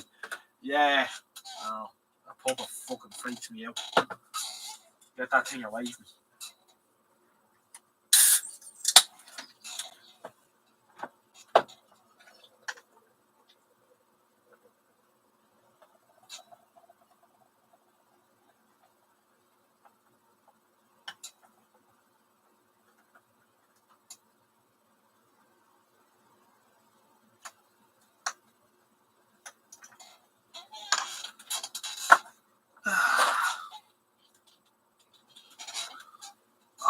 Oh dear. Thank you very much, Michael.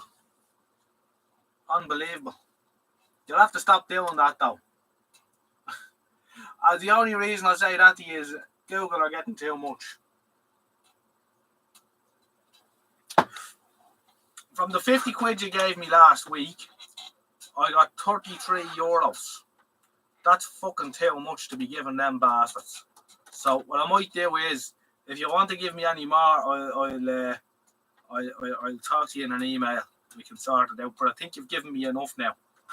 I think we're getting ball. Or PayPal. Well, actually, I was talking to Mrs. Odgenodge about this, and Mrs. Odgenodge still has PayPal.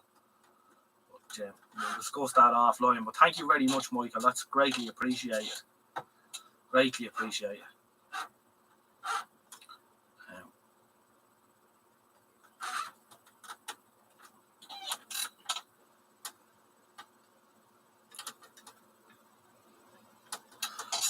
Kevin B is here. I've another one for you, Kevin. I want you to have a look at here. Kevin being such a fan of old multimeters. We've an oddbally multimeter here. Well, we've more than one. We've two. So actually, I'll show you this one first. I was playing with the little voltage reference today. So the first one we were looking at was this. Now it seems to work alright. This is an Isotech IDM97 RMS, and this I think was sold through, yes, it says it on the back. It was sold through RS Components.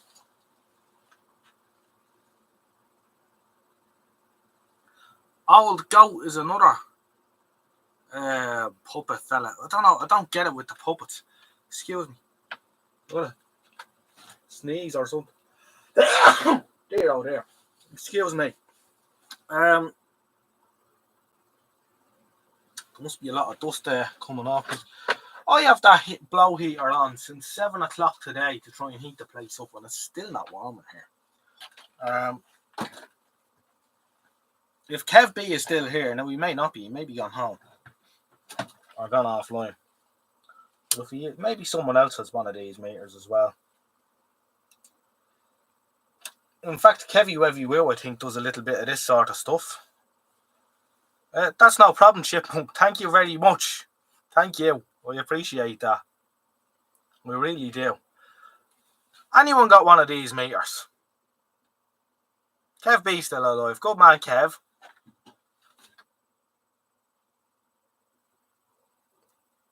Right, here's the thing this one is doing. Now, at the minute, it has a standing voltage on it, which isn't usually there. But what it does do is it's going millivolt range all the time. And I'm just wondering what's wrong with it. Now, when I put it on the voltage reference, it reads alright. It's out with a couple of counts, but nothing major. But it shouldn't be doing that anyway, should it? I think it might have got a belt.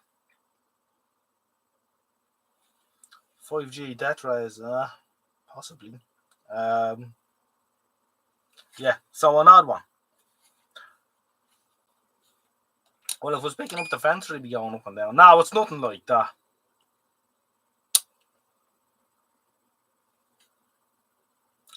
In fact, it's gone mad again. It's maybe it got damp or something. Now, I have this in the shed for years.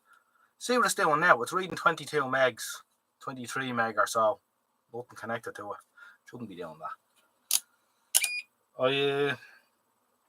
Maybe the board has gone conductive. I could try cleaning it with IPA and see if that make Kev B. Yeah, clean it with IPA. That's what I'll do. But maybe I did that before. I can't remember. Anyway, so that's one multimeter. I've got a pile of multimeters here.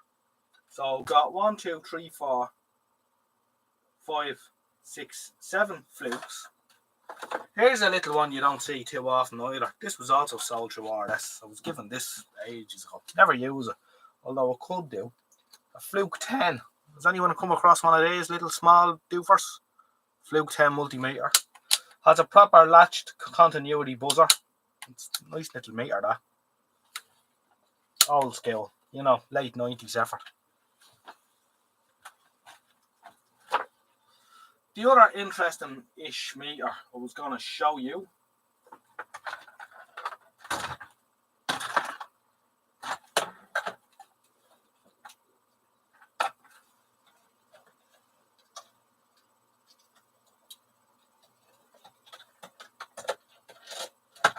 Now we're going back a little bit further with this one.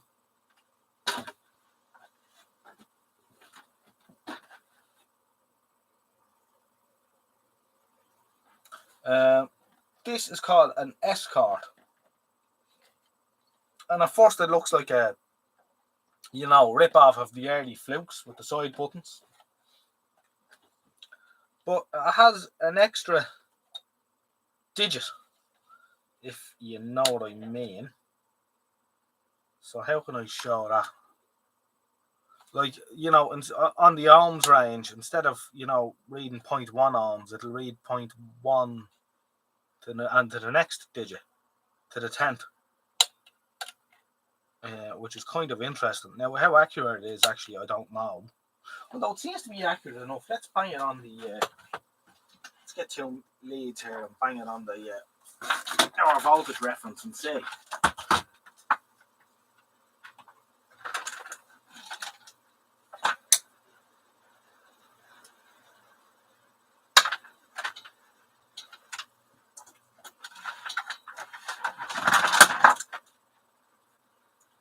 Now, I must say, our little Sunday night community is doing very well. I'm kind of enjoying this now.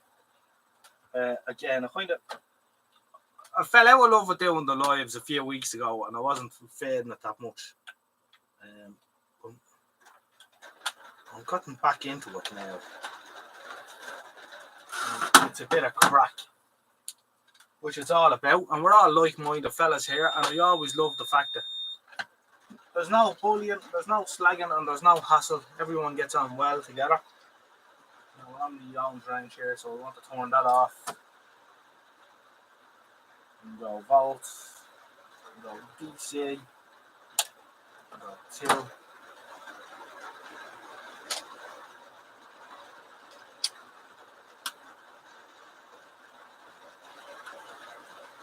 Alright, so we're looking for 2.499, and we've got 2.501, 2. It's settling down actually. Let's go 10, and we're looking at 10. We're looking for 9.994. Big ask, and we're getting 9.999. So it's out a couple of counts, but it's incredible. And a 5, we're looking for 4.997, and we've got 4.999. So you have this extra digit.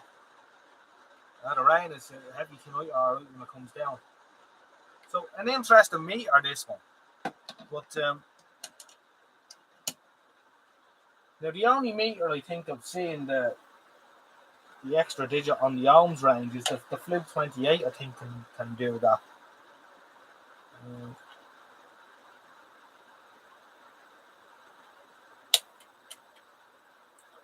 So there we are. The test leads are reading. Oh well, they're a bit erratic because they might be a little bit dirty. 0.30 ohms or something like that. But an interesting machine, and you can hold as well. So it's an Escort True RMS multimeter 1346 for anyone who wants to look that up. I couldn't actually find that on it at the time. And of course it's missing its tilt and bail stand.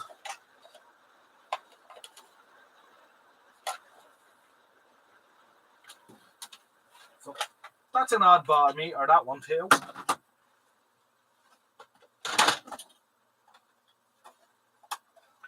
Of course, another odd one I have here is this. Bought this a couple of years ago at an amateur radio show here in Ireland, just before the COVID nonsense kicked in. And this is a fairly simple job as well, but it's an LED display. And I suppose it's like a sort of a copy of a Beckman. We have a Beckman here as well, actually. We have a Beckman T110, which is a nice machine.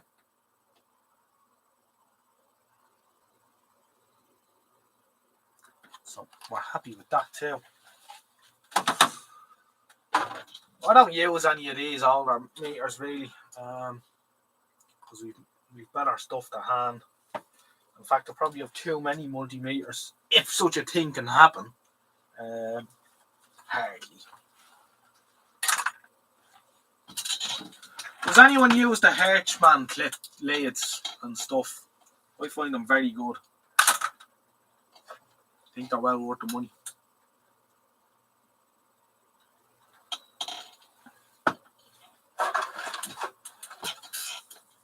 Now, I prefer the analogs too for some stuff. It depends what you're doing. You know, if I'm taking voltage readings, I'll generally Pomona. Yeah, I've never used them actually, but I believe they're very good. Kev, let me see where I am in the chat. I've met lots of clones of the early flukes. Yeah, there is. There's plenty of odd ones kicking around, alright. But I thought that one was odd just with the extra digit that it has. Now, it's okay, fine and well having the extra digit, but I don't know how accurate it is. Well, it's proven there to be accurate enough. But where that could come in handy is if you're looking for a short or something like that, you could do the old trick with the bench power supply and go probing, and you'll find it that way. So it's a handy bit of kit to have.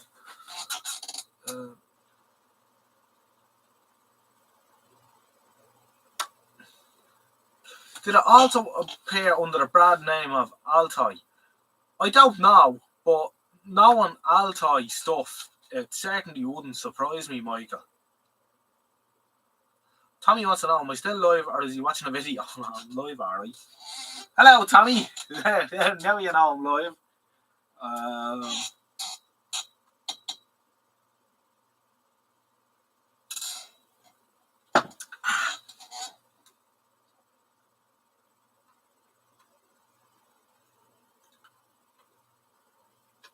Tommy says, I'm doing a good job. Keep it up. The channel will grow, but there will always be messers and haters. Keep going. I don't have any problem with that now, to be fair. We've had one or two over the years, but only one or two out of the thousands of people that have come and gone. So I can't complain. The great hook probes, yeah. Interesting. I have the Hirschman clippy probes, which I find very good. Steve's Vintage Electronics Long Stay Workshop is here. Hi, Odge. Hello, Steve. I hope you're keeping well. I don't know, but I assume you were on this being Sunday, that yourself and Andy were at your usual messing.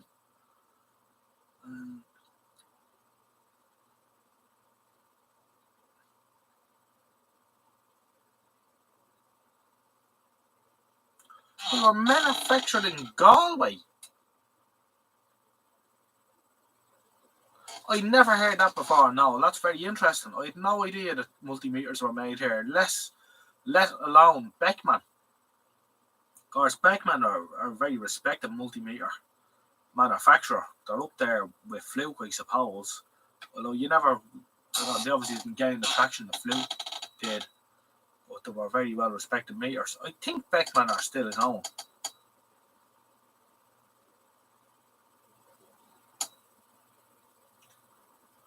Kev B says, I have a much better Fluke than my daily use one, but just can't get on with it.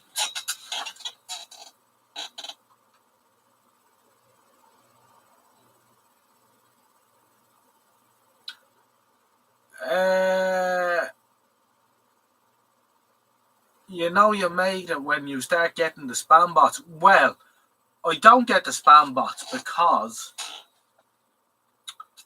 a few filters set up in the studio app that seems to be I did have an awful trouble with spam this time last year. I remember sitting in the house one evening and all these comments just started rolling in, hundreds of them, like that. Boop, boop, boop, boop, boop. And every time I get a comment that comes up on my phone, and the phone was fucking exploding sitting beside me, what the fuck is this? And it was all these sex comments and the shit that comes up. But I was able to go in and I can filter them out with a few words and stuff that catches them. And the other thing that I can do is, the reason why I have the chat here, set to subscribers only, and it's only set for 5 minutes. So if you come across my YouTube channel and you want to say something, I'm sure if you really want to say something, you can click subscribe and wait for 5 minutes. And that cuts all that shit out. One night there a while ago, I went live, but I didn't set up I didn't have it set for, I had it in, anyone could, not just subscribers, anyone could comment. And all these sex bot things started flowing into the chat. So that's how you stop them. Just have it set for subscribers only, and then you can just set it to 5 minutes. So if someone comes along, they want to say something, they can wait 5 minutes, I'm sure. And then they can say what they want. And then they can unsubscribe if they want afterwards. Doesn't matter. Steve says that Andy isn't too well. I'm sorry to hear that. I hope he's going to be okay. That's not good. I had a bit of crack talking to him. He's certainly a character, alright. Obviously, I met Steve, for any of you that don't know, I met Steve and Andy at the Goblin radio show. Tommy says, is a cheap meter worlds apart from a fluke meter? Or what are you paying for?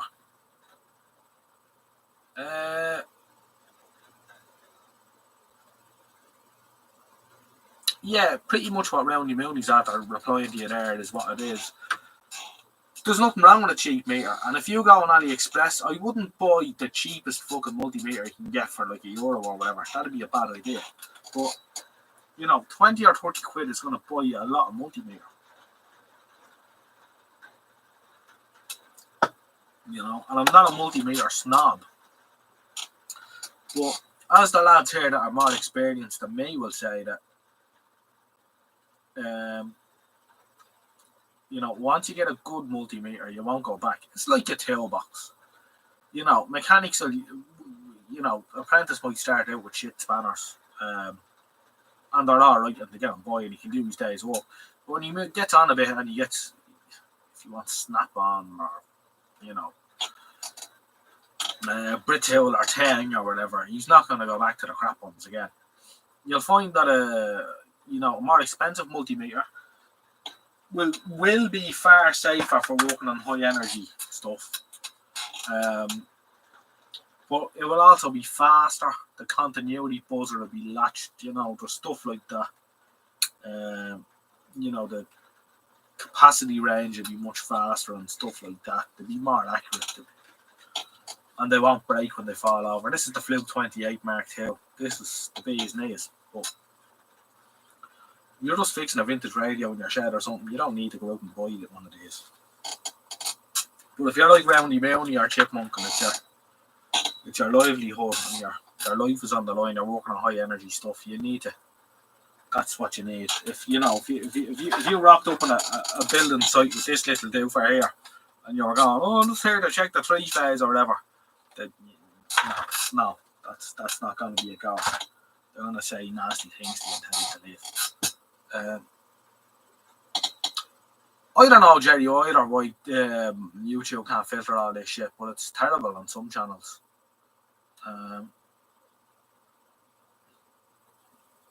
It filters far too much of it. Exactly, Roundy, yeah. Harmless stuff gets filtered out. And the crap gets through.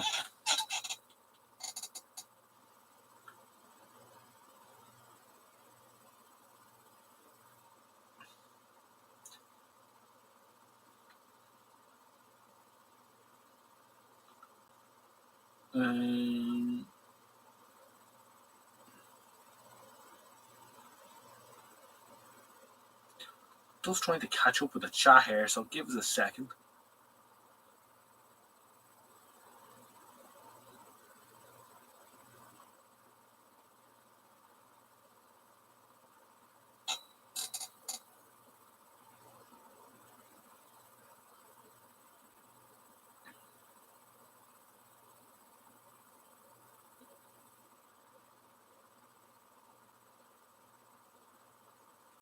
Oh yeah, back to back them, Chipmunk.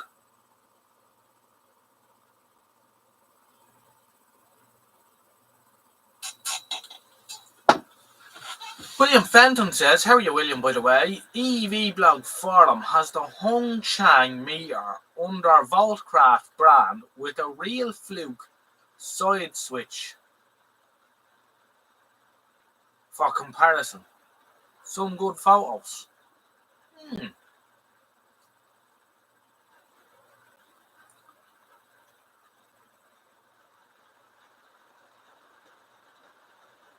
Wayne Carey used to get Hung Chang to make their oscilloscopes.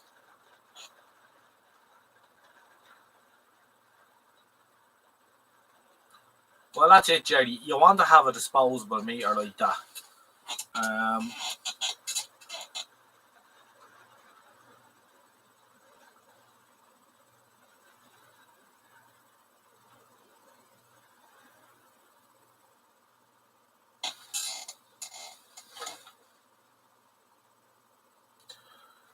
Tommy, what I would say to you, your little multimeter, I don't know what you're going to be working on. You're a mechanic as well, so I was a mechanic. I don't work as a mechanic anymore.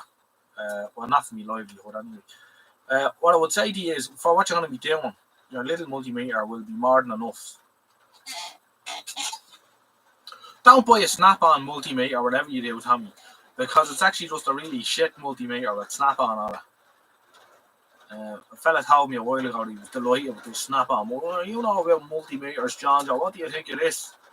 It's like, oh yeah, Tommy, that's great. It wasn't great. Well, I couldn't tell him that. He was after giving the snap-on guy fucking 400 quid for this piece of shit. And it was a manual range. You know, remember the old ones, the manual ranging ones? They were like a rip-off of a Fluke, but the 400 notches on them. That's what there's. Fluke have one of them, or Snap-on have one of them badged. Like they were 20 or 30 quid, like, and they're shit. Michael White's here. Good evening, Michael.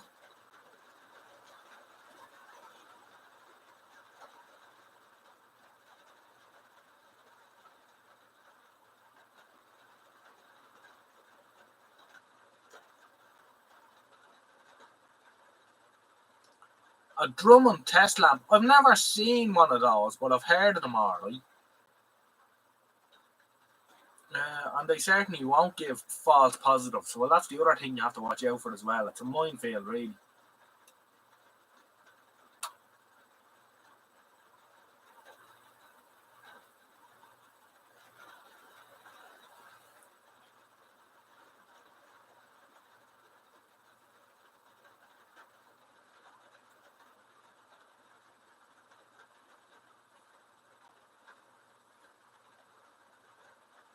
Exactly, Kevin. Yeah.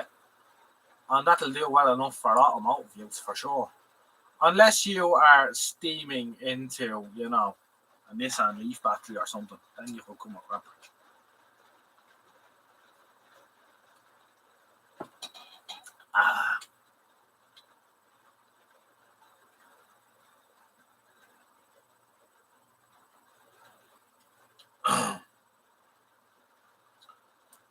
allow that comment. Snap-on are shit. Overpriced shite. I think you are right though. I work on plants, so it's not super sensitive electronic stuff. Anyway, any meter would do. Did you teach mechanics in a college? No, Jesus Christ, I fucking didn't, Tommy. No. I was just a mechanic. No, I don't have any sort of qualifications like that now that allow me to go around teaching people. No. As for Snap-on, I'm inclined to agree with you on the whole. I never bought Snap-on stuff except for a set of 3/8 sockets that I found very cheap in a second-hand shop, which are good. Their sockets are good. Their ratchets are good. Their spanners are alright, but you know, their other gear is just a fucking rip-off. And I don't get the thing with the Snap-on roll chests. I don't know why. I actually bought a Halfords Advanced roller cabinet the other day. They were cheap in the Black Friday sale. And like it was 380 quid for the roller cabinet and the 3-drawer top box. And you know, I don't see the difference between that and the, you know, the Snap-on do for 4 or 5 grand or whatever. I worked with a chap who spent 17 grand on a Snap-on roller cabinet. And your man's a second year apprentice at the time on 240 quid. So he basically blew his whole year's wages into this fucking thing. Crazy carry on. Anyway, Jerry, if you're just trying to see if it's 12 volt or 24 volt, or if you have 40 in charging, the cheap out is grand. Just don't stick it on the 3-phase. Exactly. In a nutshell.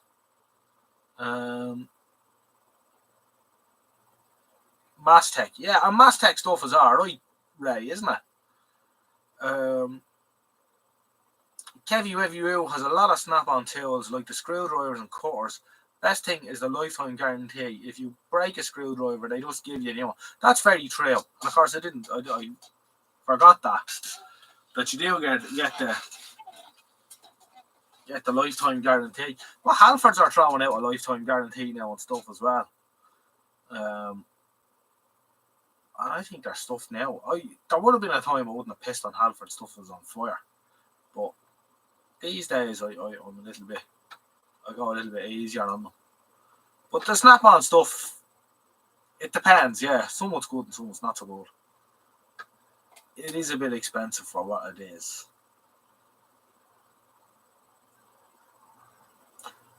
Chipmunk uses a Uni-T. I use it on the mains, no problems, but wouldn't use it on the intake side of the main fuse. Yeah. The Lindstrom cutters are the best. Yeah, I've heard they're fairly good, alright. Never had one.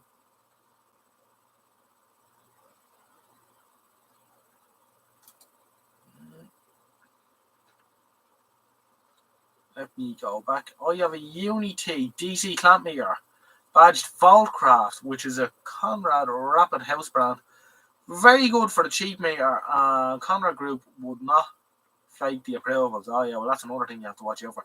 Fairness, Lidl and Aldi are fairly good with that as well, with their German approval ratings and all. And they will say, Cat 3 to 300 volts or something like that. They won't put, Cat 4 to 1,000 volts on their meter.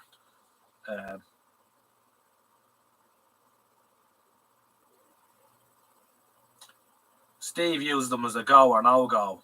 No more. I take it he's talking about the Uni-T clamp meter maybe as well. Beckman Coulter were in Galway for 40 years and closed there in 15.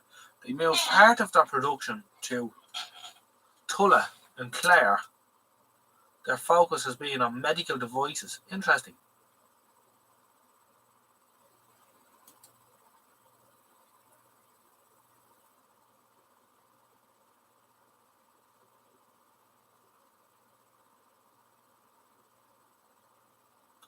Yeah, well, I know plenty of lads that have the snap-on stuff and having hands to bless themselves. It's not what that's about. A friend of mine has 30 grand on snap-on tools and over 5 grand on his laptop. What the fuck was he being a mechanic for? He's probably on 30 grand a year. The Amprobe meters are reasonable. Owned by Flip. Yeah, I heard Amprobe are pretty good, alright. You haven't dealt with Amprobe. The only multimeter I ever bought brand new was a Uni-T in Maplins, and I was disgusted with the fucking. It was a Uni-T, a UT60A, and it was such a piece of crap. It was so slow. It was unbelievably slow on the. It was an auto ranger multimeter, but it was so slow. You just couldn't work your way through a board with the fucking thing. So I left it on the BVWS stall at the MVCF one year. Having said that, under the bench here I have John's old multimeter that he used in the shop, and this was a daily driver for John for probably 10 years or more. And this is the Uni-T UT70D, and I must say it is a very good meter. Now, I had to open it a couple of times over the years to clean the selector switch on it for him. It lost its mind. But took it all apart, cleaned it, and she was good to go again. And I think I've done that 2 or 3 times. It used to be red, but it's pink now. He managed to bang the soldering iron into the side of it one day as well. But I Actually, no, I think I did that. But it's still going. So we used that for years and years in the shop. It's still working away. So Unity aren't too bad, but the one that I got I wasn't impressed with.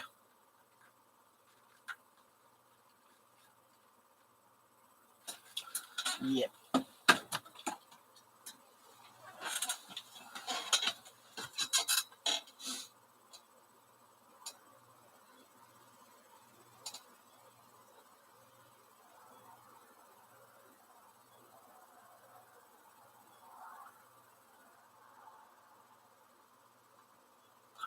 Oh, they're now WaveTech. Ah, very good.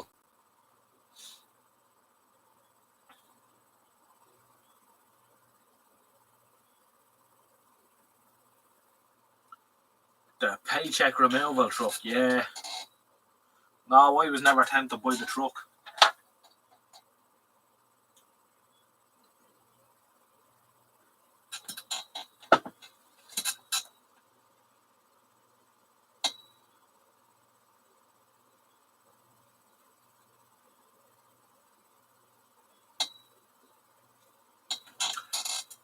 William Fenton says he got the Unity DC clamp meter. I'm after a DC clamp meter, funny enough. How low on DC would the current go, and to what voltage would it read current? Just as a matter of interest.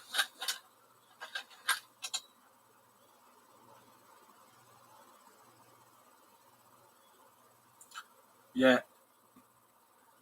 The quality between different models of Unity is very variable.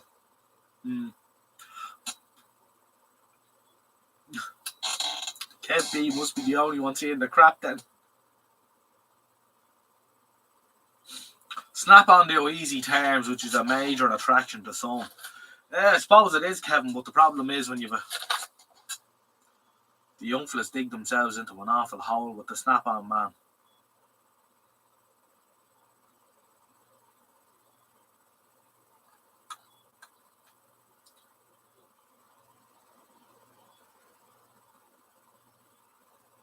That's interesting, Chipmunk. Yeah. Is there a clamp meter that will reject AC for measurement of DC leakage? Now that sounds like something that would be very useful.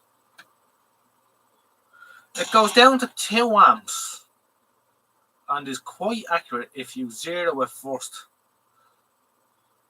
I think Clive had it. Unity will make a super low AC/DC clamp meter which can be used for tracing earth leakage in distributor boards. I think B. Clive reviewed one.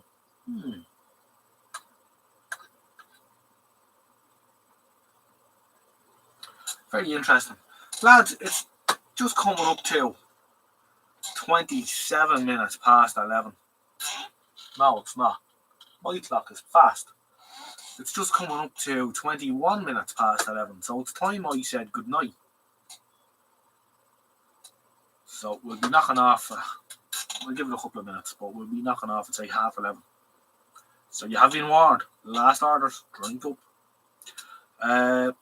White Sapphire says she has a Fluke C35 clamp meter. Very good for testing car charging circuits. No idea just how low it will go down.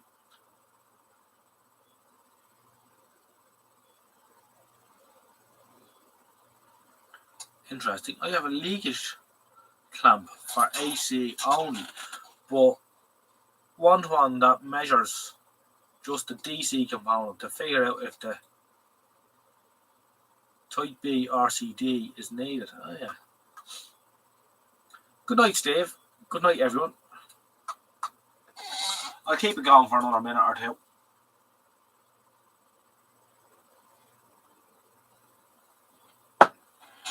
But it is time to knock off. William Fenton says 0 to 2 amp and 20 amp AC/DC ranges on clamp range. Dave Jones has a review comparing it to his brand. What's his brand called again?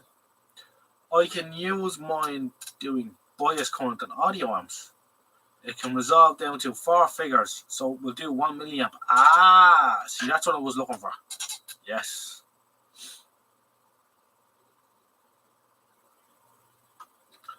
Remember, people, Kerry Schaefer is live too. That's what he's all going to go fucking running over there now. Well, you can tell her I was asking for her. Alright.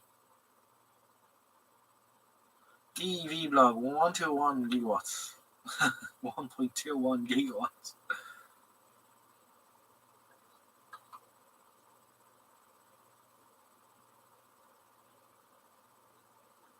You won't be able to put a link up because the only person that can put a link up in the chat is either Roundy Mooney or myself. Links are blocked. They block sex bots coming in to the chat and ruining our phone.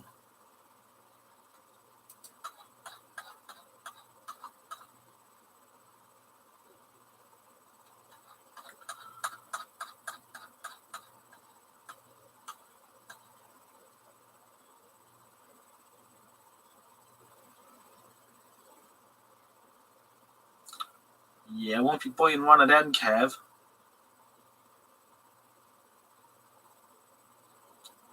Alright, lads.